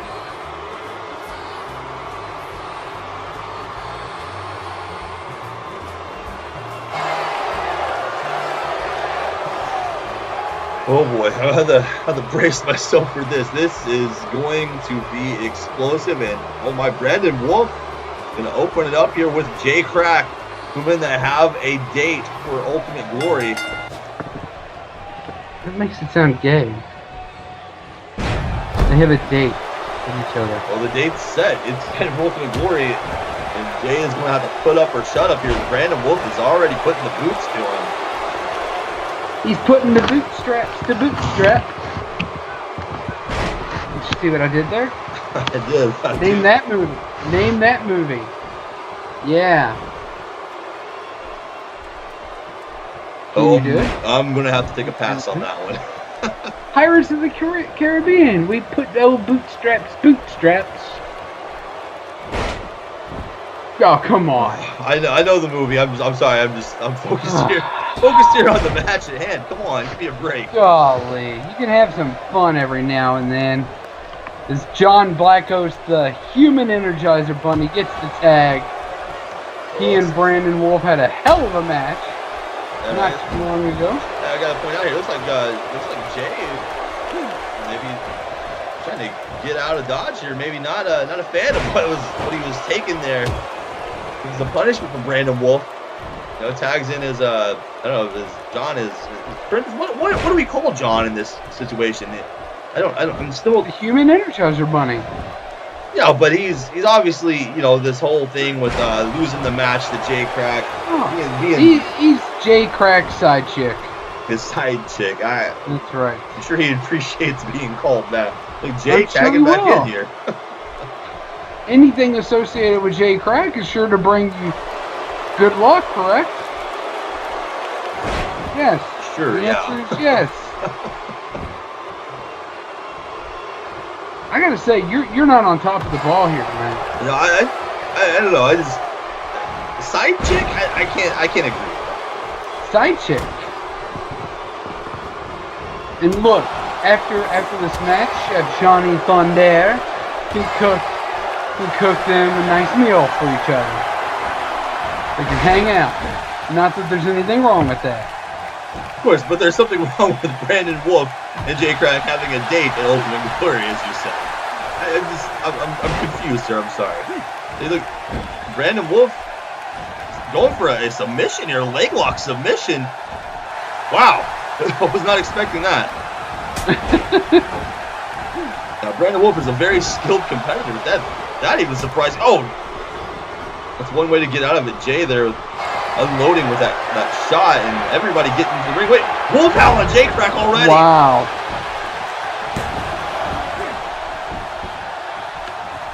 We might need more than one official out here for this. This match is breaking down so quickly. Referee's trying to get everybody out of the ring. It's just not happening. You've got, in all seriousness, 4 bright shining stars, or 3 bright shining stars in this match, and a legend. Johnny Thunder, of course, is the legend. Brandon Wolfe, J Krack, and John Blackos are the rising stars, and then you've got 2 duds. The Party Man and Sub-Zero. Well, this is a 6-man tag. Anything can happen in these matches. I don't want you to stick your foot in your mouth there. I mean, just imagine if the Party Man was able to roll up the alleged legend again. It's happened once before. Lightning may strike twice here tonight. Don't you put that curse on us, Ricky Bobby. Hey, I can name that movie, okay? Talladega Nights. So you can. I'm impressed. Look at this. This is a match right here. Just imagine if this was a one-on-one match. The Chef and the Wolfman here going hold for hold right now. Wait a second. Johnny Thunder! Oh, taking a blue thunder bomb from the Call All-Stars champion. Oh, and look at this. There's a tag. Things are about to get interesting. Party Man, Chef Johnny Thunder, picking up where they left off last time they were in a ring together.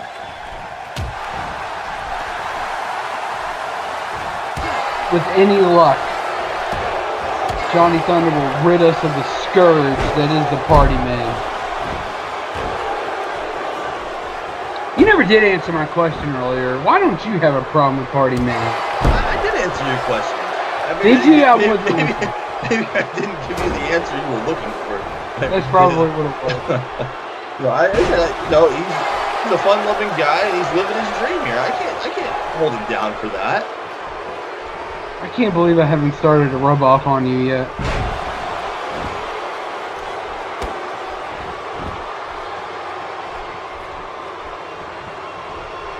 Johnny Thunder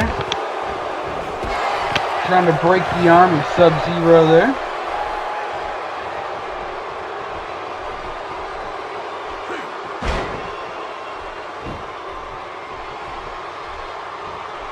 Sub-Zero going for a 450, or going for a lion salt there, excuse me, 450.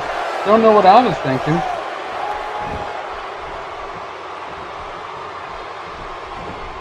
Party Man in right now.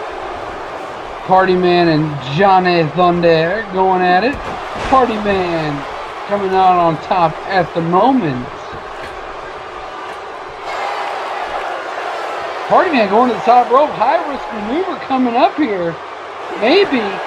And it pays off. An elbow to the lower back of Johnny Thunder. That was quite an unusual maneuver there by the Party Man. seem to have temporarily lost contact with my associate here. Got some microphone problems going on over there? Is that what's going on? Yeah, I think I might have got a little disconnected there. This match is just rapidly breaking down. Our table here right next to us got destroyed. Maybe my cord shorted out just for a second. It looks like we got it resolved, though. I am back. And it's like a party man here with a pin on the chef.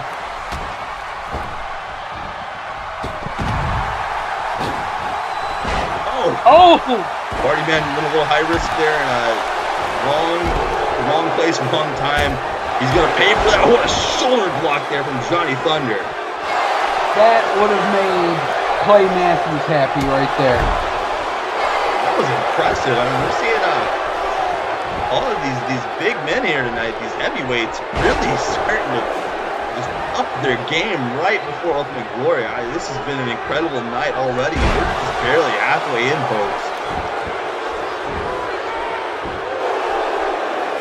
Party man here in the danger zone. He's danger zone. Not looking well here.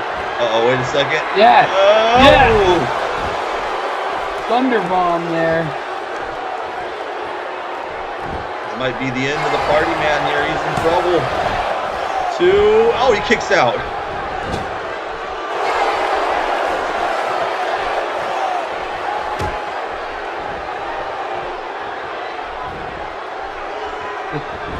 Wow, party man with an interesting takedown there. Got a cover here on the chef, and no.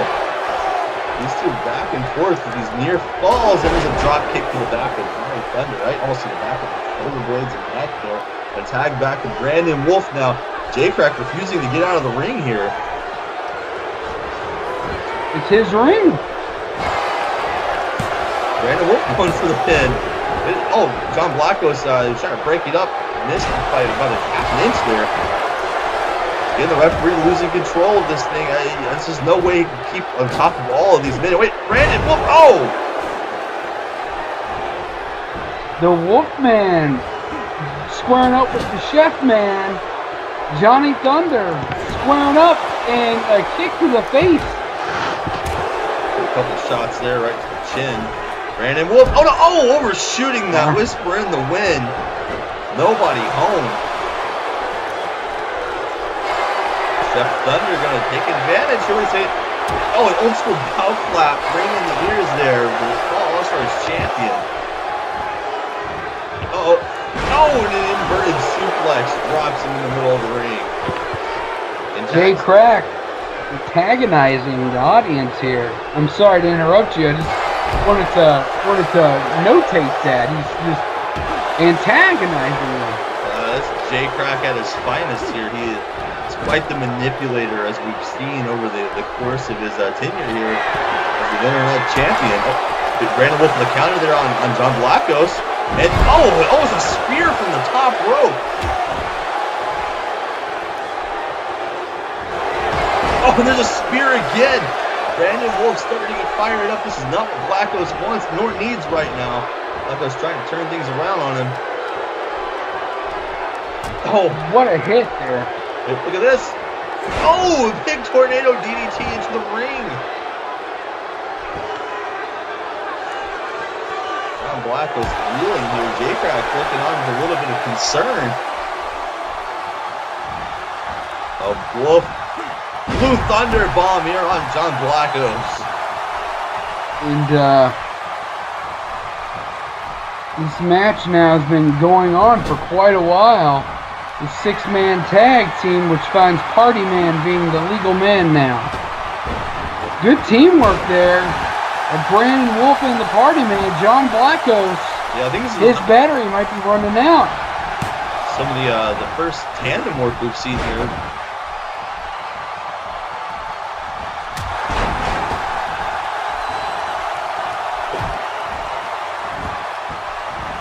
Party Man going up top here. Let's see what he comes away with. The Party Man trying to square up here. Oh! God.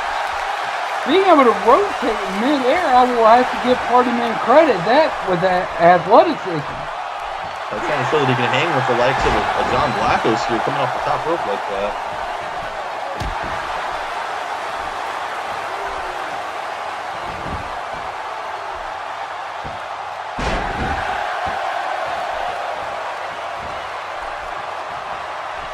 Party Man and Blackos here. Locking up. Blackos finds himself in the corner. What's Party Man going to do? Party Man here looking for something, going to the top, it looks like again, getting awfully comfortable from that top rope. Thinking here. Oh, he drops a big leg drop on John Blackos. Took a little bit out of himself to connect with that. Two, and oh, almost put away John Blackos. Wow, that would have been an upset right there.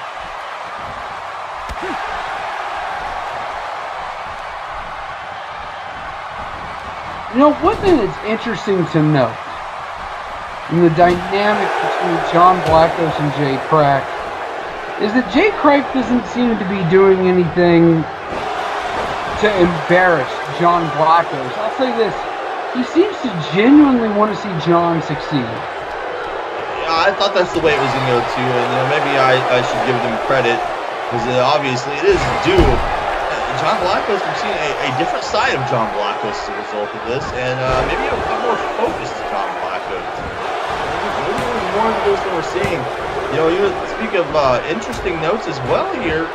The only time I can recall that I've seen V-Pac in this match, unless I was overlooking something here, I don't think he's really been in the ring legally that much here. This has mainly been Party Man and Brandon Wolfe going back and forth for their team. And I think it's because they realize that Sub-Zero is almost next to useless. See here again, another tag between them here, and maybe this is gonna I would think that'd be frustrating to me. This is a big showcase match for you here, and you know, and again, that awkwardness between Brandon Wolfe and V-Pac is, I mean, it's not slowing Brandon Wolfe down, but is it getting to V-Pac here?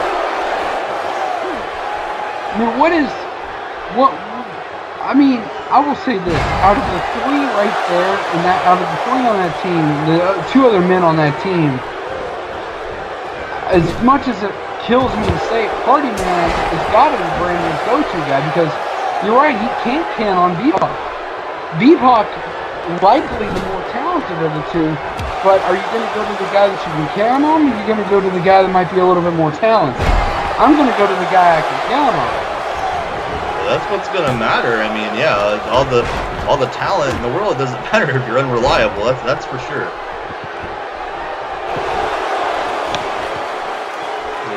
John Blackos capitalizing here. Brandon Wolfe, the state of this match now pressing past the 20-minute mark. I can't believe it, but this match has gone on that long. It's really starting to show its effects on the Call All-Star champion. Maybe that moniker, the Human Energizer Bunny, it's really starting to show as John Blackos is starting to look in better condition here than the All-Stars champion at this point in the match. And it's because, you know, Brandon Wolfe's headed, I mean, maybe it's just my jadedness with the other two people, but Brandon Wolfe has had to carry a lot of this team on his back. Oh, and look at this. This is almost an unfair pairing. Speaking of carrying him, he just literally carried John Blackos. Yeah, Northern Lights to do a deadlift brainbuster there. Incredible feat of strength there by Brandon Wolfe. John Blackos here getting hammered down into the ropes. And again, we got the other participants in this match breaking down. Brandon Wolfe here lining up, looking for a big drop kick on John Blackos. Brandon Wolfe here finds himself on the receiving end of a jawbreaker there. Blackos here looking to capitalize. Oh my! Oh, butterfly pile driver. This could be over. Wow, what a maneuver there from John Blackos. I can't believe that Brandon Wolfe somehow rolled his shoulder up to keep that clean connection. Got both legal men down. V-Pac getting involved there. Coming in a little clutch. You know, I've got to say, Brandon Wolfe looks absolutely exhausted. it's what you had feared. I mean, it seems like he's doing the majority of the work here, and it's starting to really catch up the longer this match goes. And this match has been a marathon for him so far. Oh, there's another one of those combination brainbusters. I mean, a legend and 2 All-Stars to go with him against the Call All-Stars champion. And 2 schmoes. Wow. John Blackos catching Brandon Wolfe with a lethal kick to the face. That might be it. The champion's down here. Everybody's trying to get it. Is it too little too late? V-Pac in for the late save there. 2 3/4.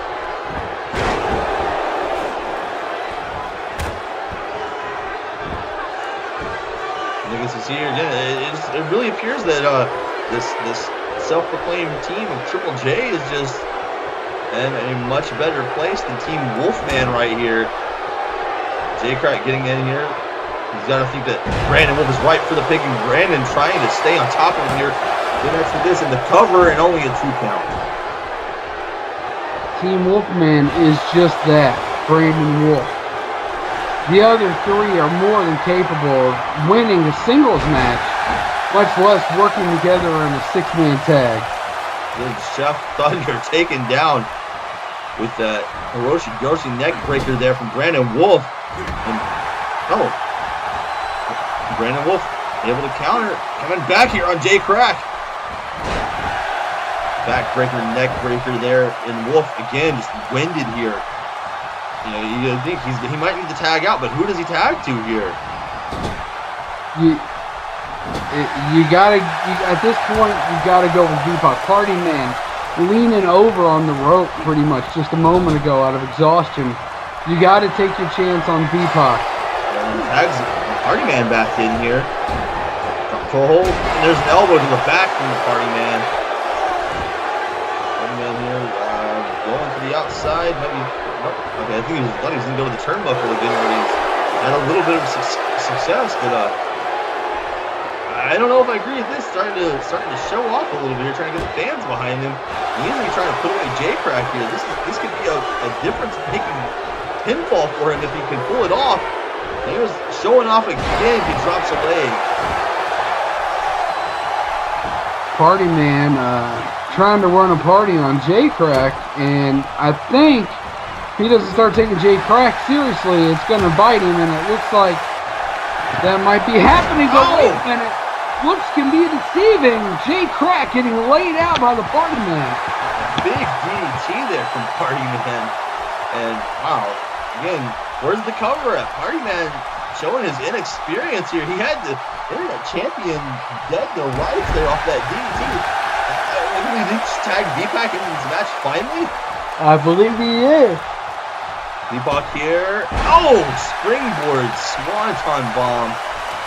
The most fresh man in the match. Seeing the least amount of actual ring time here. Hurricane Rana. Him being fresh certainly didn't last too long. That took a lot out of That took a lot out of him. Oh, that's with a big drop kick.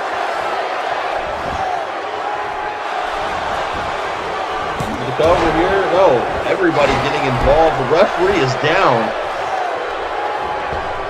We got everybody was in the ring there, but as you said, the referee's down, and I'm surprised they're not taking advantage of that more. Krack with a counter there on V-Pac, really dropped him on the bottom rope on that drop toe hold. Tags John Blackos back in. I'll say this, V-Pac doesn't look 100%. He hasn't taken that many hits tonight, and that just about laid him out. Yeah, I don't know. That's again, it's showing.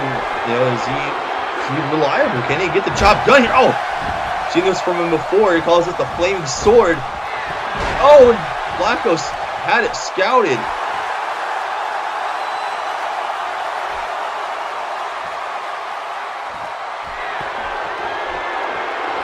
Blackos setting him up here. Oh, another pile driver.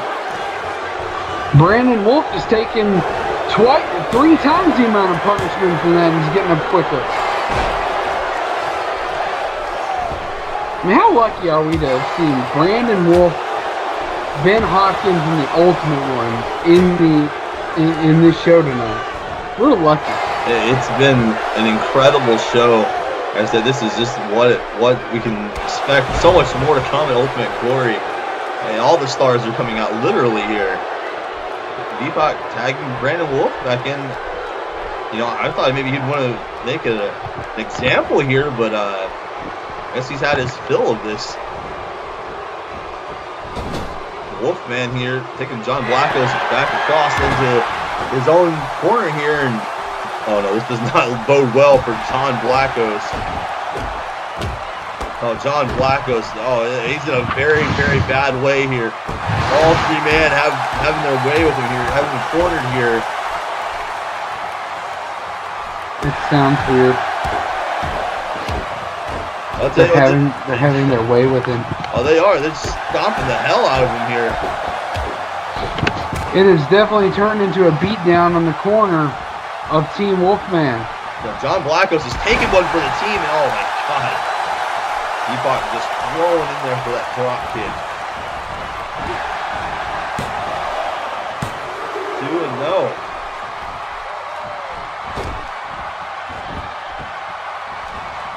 V-Pac continuing the assault, hitting John Blackos in the temple with his knees.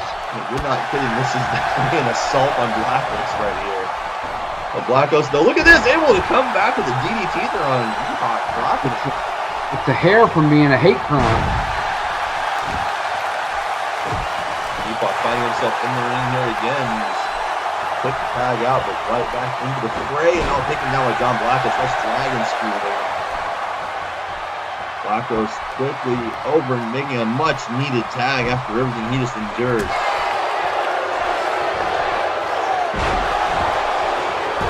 Not quite finished with V-Pac, though, getting in. The referee admonishing him here. Krack going to pick up the scraps now. The teamwork between Krack and John Blackos is just absolutely outstanding. Well, it's definitely done here. I mean, I can't say enough how impressive it is. It's very astounding. Krack, the expert reversal there, slipping out into a German suplex on V-Pac just when he thought he had Krack's number. V-Pac trying to get his reversal back in hand here. And Krack matching him hold for hold with a shoulder block. Krack, you know, the more experience, the internet champion, the more experience of the two, and definitely has a leg up on Sub-Zero right now. Sub-Zero's got to figure out a way to get himself in this match. He's not only costing himself some injuries, but oh wow, Krack. He's also letting his team down.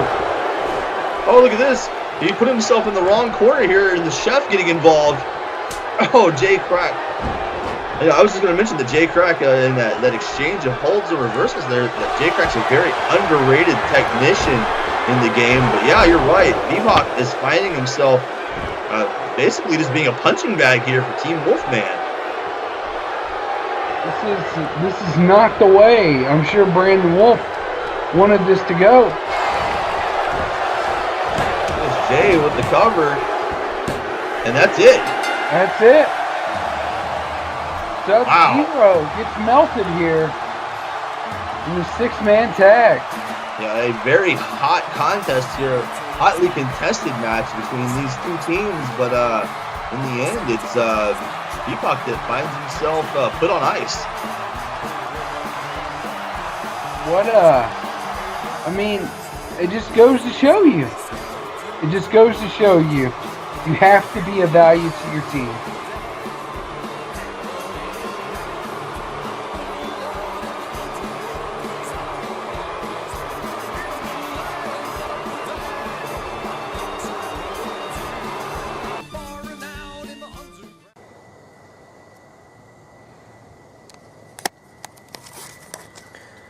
Battleground.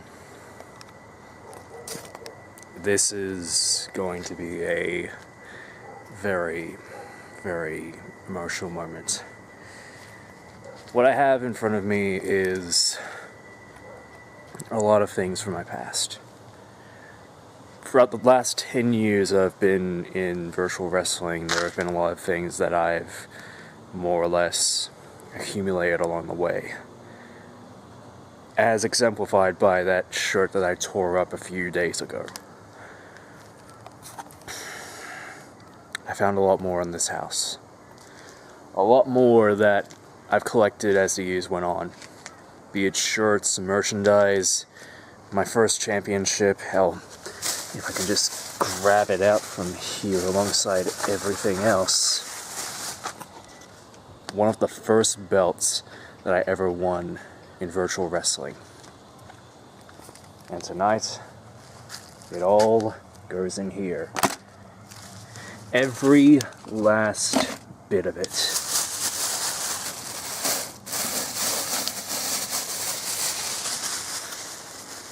Because upon collecting all of this, upon collecting every single bit of it, I made a vow to myself once I got this championship match back. I took an oath upon myself. I realized one thing. That in order to win, I had to win by any means necessary. And in order for me to win at Ultimate Glory, some things have got to go. For example, the person that you've been following for the past 10 years, the person that you've been all chanting for, the person that you've all been wanting, it's all represented by what is in what is in there. It's all represented by what's in there. 10 years of holding on to the past. 10 damn years of waiting, wanting, begging, pleading, scratching, and clawing. 10 years of that. It's gotten me nowhere up until this point. Up until I cast it all aside in order to get to where I am. 10 years of this. And I've decided that clinging on to the past has done me no good whatsoever. So you want to know what I've decided? I've decided the only good thing that will come of the past is by burning it.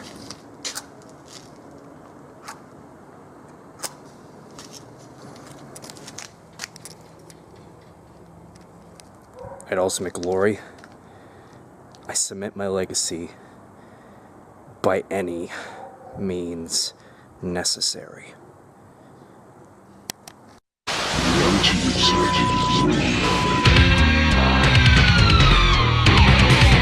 Daniel Mars. Oh my God!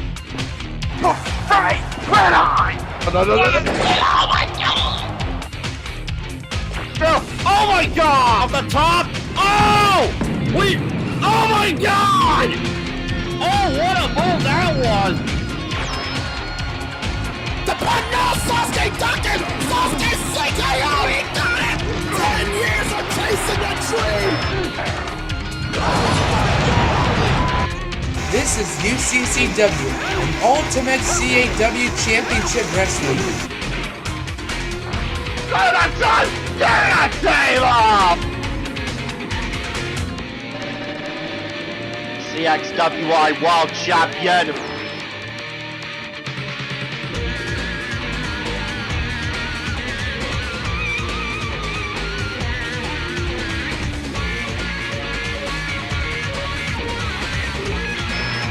And now he's gonna swing it! Police champion!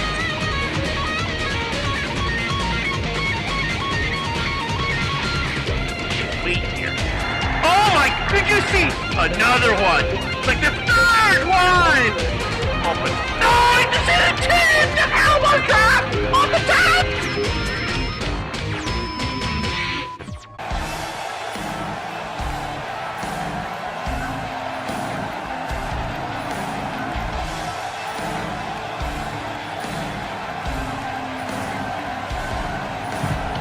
Here we go, ladies and gentlemen. The ultimate one on its way out. A man who has a date with his destiny, a long time coming. Ultimate Glory 5. You gotta think that all of the eyes, all of the attention, the spotlight focus is on him here on the Battleground side of honor, at least. Wow, the pressure has got to be on him. And you know what? He looks so calm and collected despite the odds. Because he's a champion. And that's what champions do.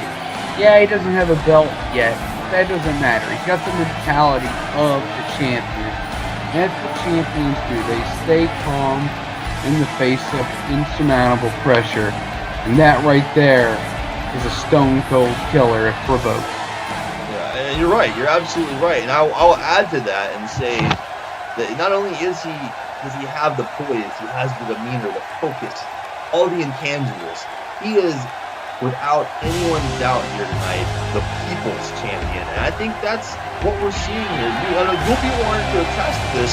Goonie has been the people's champion for so long, but all of that love and admiration for the Goonie has now shifted, and now the people are behind the Ultimate. This could very well be a changing of the guard for sure. And I think you're right. And, you get to asking people questions and talking to people, and some of the fans at autograph sessions and things like that, and the narrative has spread. People are starting to think that, yeah, I'm a hateful SOB, but I've also got a little bit of something that's correct when I'm talking about the Goonie, and that is the way he won that match not so long ago with Krack coming in and interfering with Brandon Wolfe and still winning, still going for the cover after he saw the damage that had been done. Instead of doing the respectable thing and calling the match off, he looks Krack right in the face and pins Brandon Wolfe. And people are starting to see that there's something there. There's something to that. The Goonie is not the good guy that everyone thought he was all of a sudden. The Goonie is now this honorless prick that is now the face of COH. And as you said, we now see Ultimate One in the role of the People's Champion. I mean, again, it's been a journey. It's been a journey for Nitro here. And, everybody has followed this. He spoke very candidly about it before being, outright insulted by Kenyon Fenix. We covered that enough tonight, though.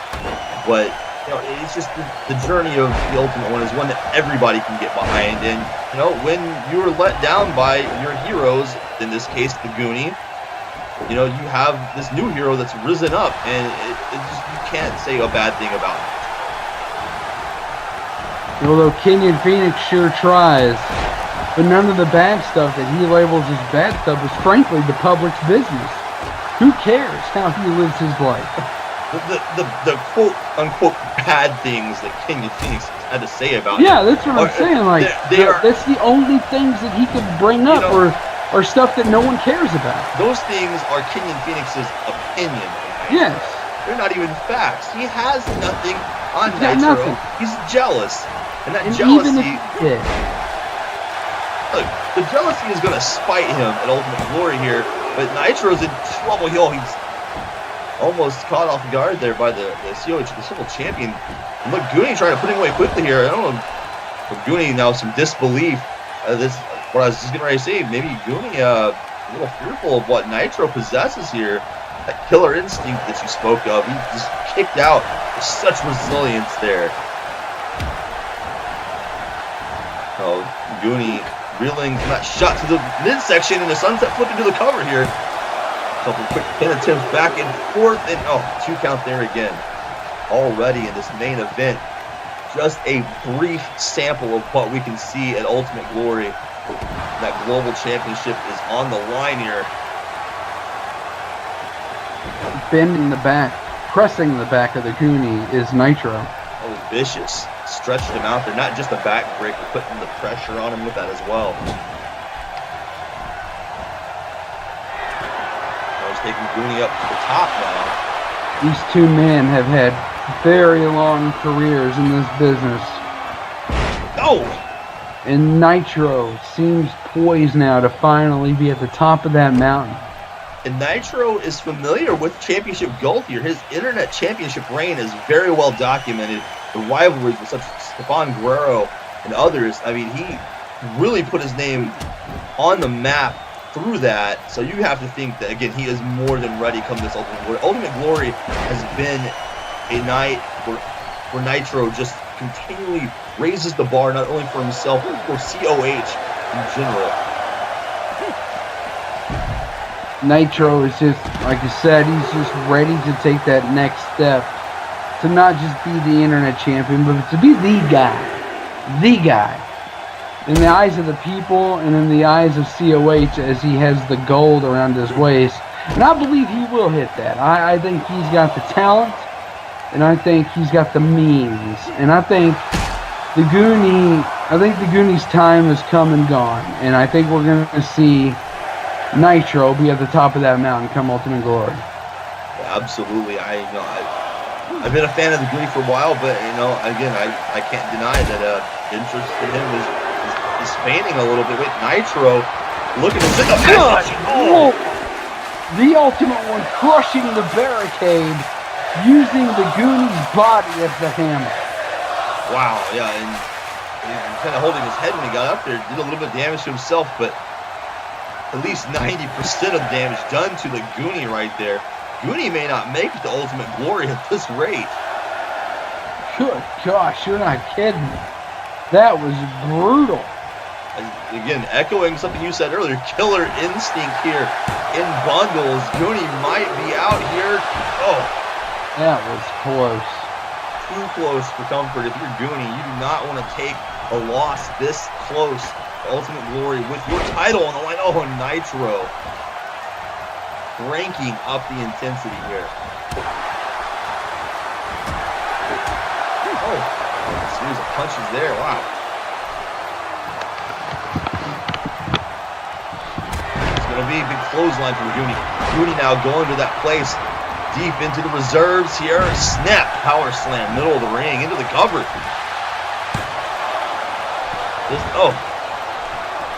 Nitro kicking out there. Wow, this match turning up very quickly here. What a kick to the back there. But Nitro mid-air reversal there on that belly to back, turning it into a crossbody. And that is the talent that he possesses right there.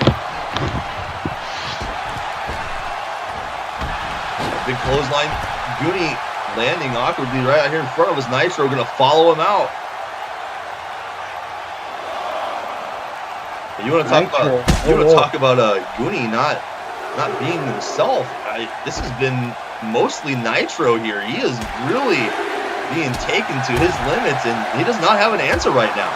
It's because Nitro is frustrated at the narrative that Kenyon Fenix is out there trying to press about him. Nitro is frustrated at the time it's taken to get to this position. Nitro is frustrated just in general at everything going on for him right now, and COH, he's just taking it out on the Goonie. And again, look, the pinpoint precision here. The lower back was driven first through that barricade in the corner over there, and now that was an elbow drop right to the lower spine region, the kidneys almost. Oh, but Goonie connecting with that running knee. The equalizer right there, causing Nitro to bleed now. In a moment's notice, it's almost like a boxer cut right above the eyebrow there. It's a bad spot to get the referee checking in on Nitro here. Goonie going up to the middle rope now. Might be looking for the death knell here. Oh, and he hits him again. Oh my God. Once Nitro gets busted open, dude, is this it? The match turned around, and that was close. Goonie, in a moment's notice, they're turning the switch, and now it's Nitro who's ruling. We were talking about Nitro had all these intangibles, but maybe we were discounting Goonie just a little too much here. He's really starting to turn things around. Nitro, though, hold on a second, makes a comeback. Oh, with a knee of his own. And he has now busted the Goonie open. This match is breaking down. It's not pretty, folks. And Ooh, that was close. Very, very close. Nitro, the referee was right on top of that cover. It looked like Goonie maybe just barely got his shoulder up in the nick of time, and right back to this backbreaker stretch again.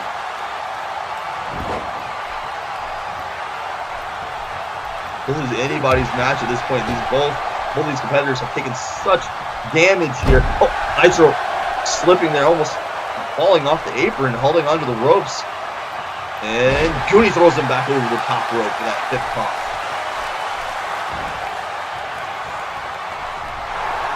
Oh, what a kick there. Oh no, and again, another knee right to the jaw. This could be enough to put away the ultimate one here. Wow. So close. This crowd on their feet. He has sustained 3 of these shots now from the Goonie. One in the middle rope, one on the outside. Wait a minute. No. Kenyon Fenix coming in. Not like this. Not like this. Ruining this matchup, getting involved here. Of course, this... No, damn it. Oh, he's back. He's Oh, got no. the belt. He's got... No. Lays out the ultimate one with the championship belt. Now, he's going after the Goonie now. Laying out the Goonie after he lays out the ultimate one. Wow. Ladies and gentlemen, this has been a great show tonight. The go-home show before Ultimate Glory. Ladies and gentlemen, Kenyon Fenix and the other 2 men will be meeting in the main event. We'll see you at Ultimate Glory 5.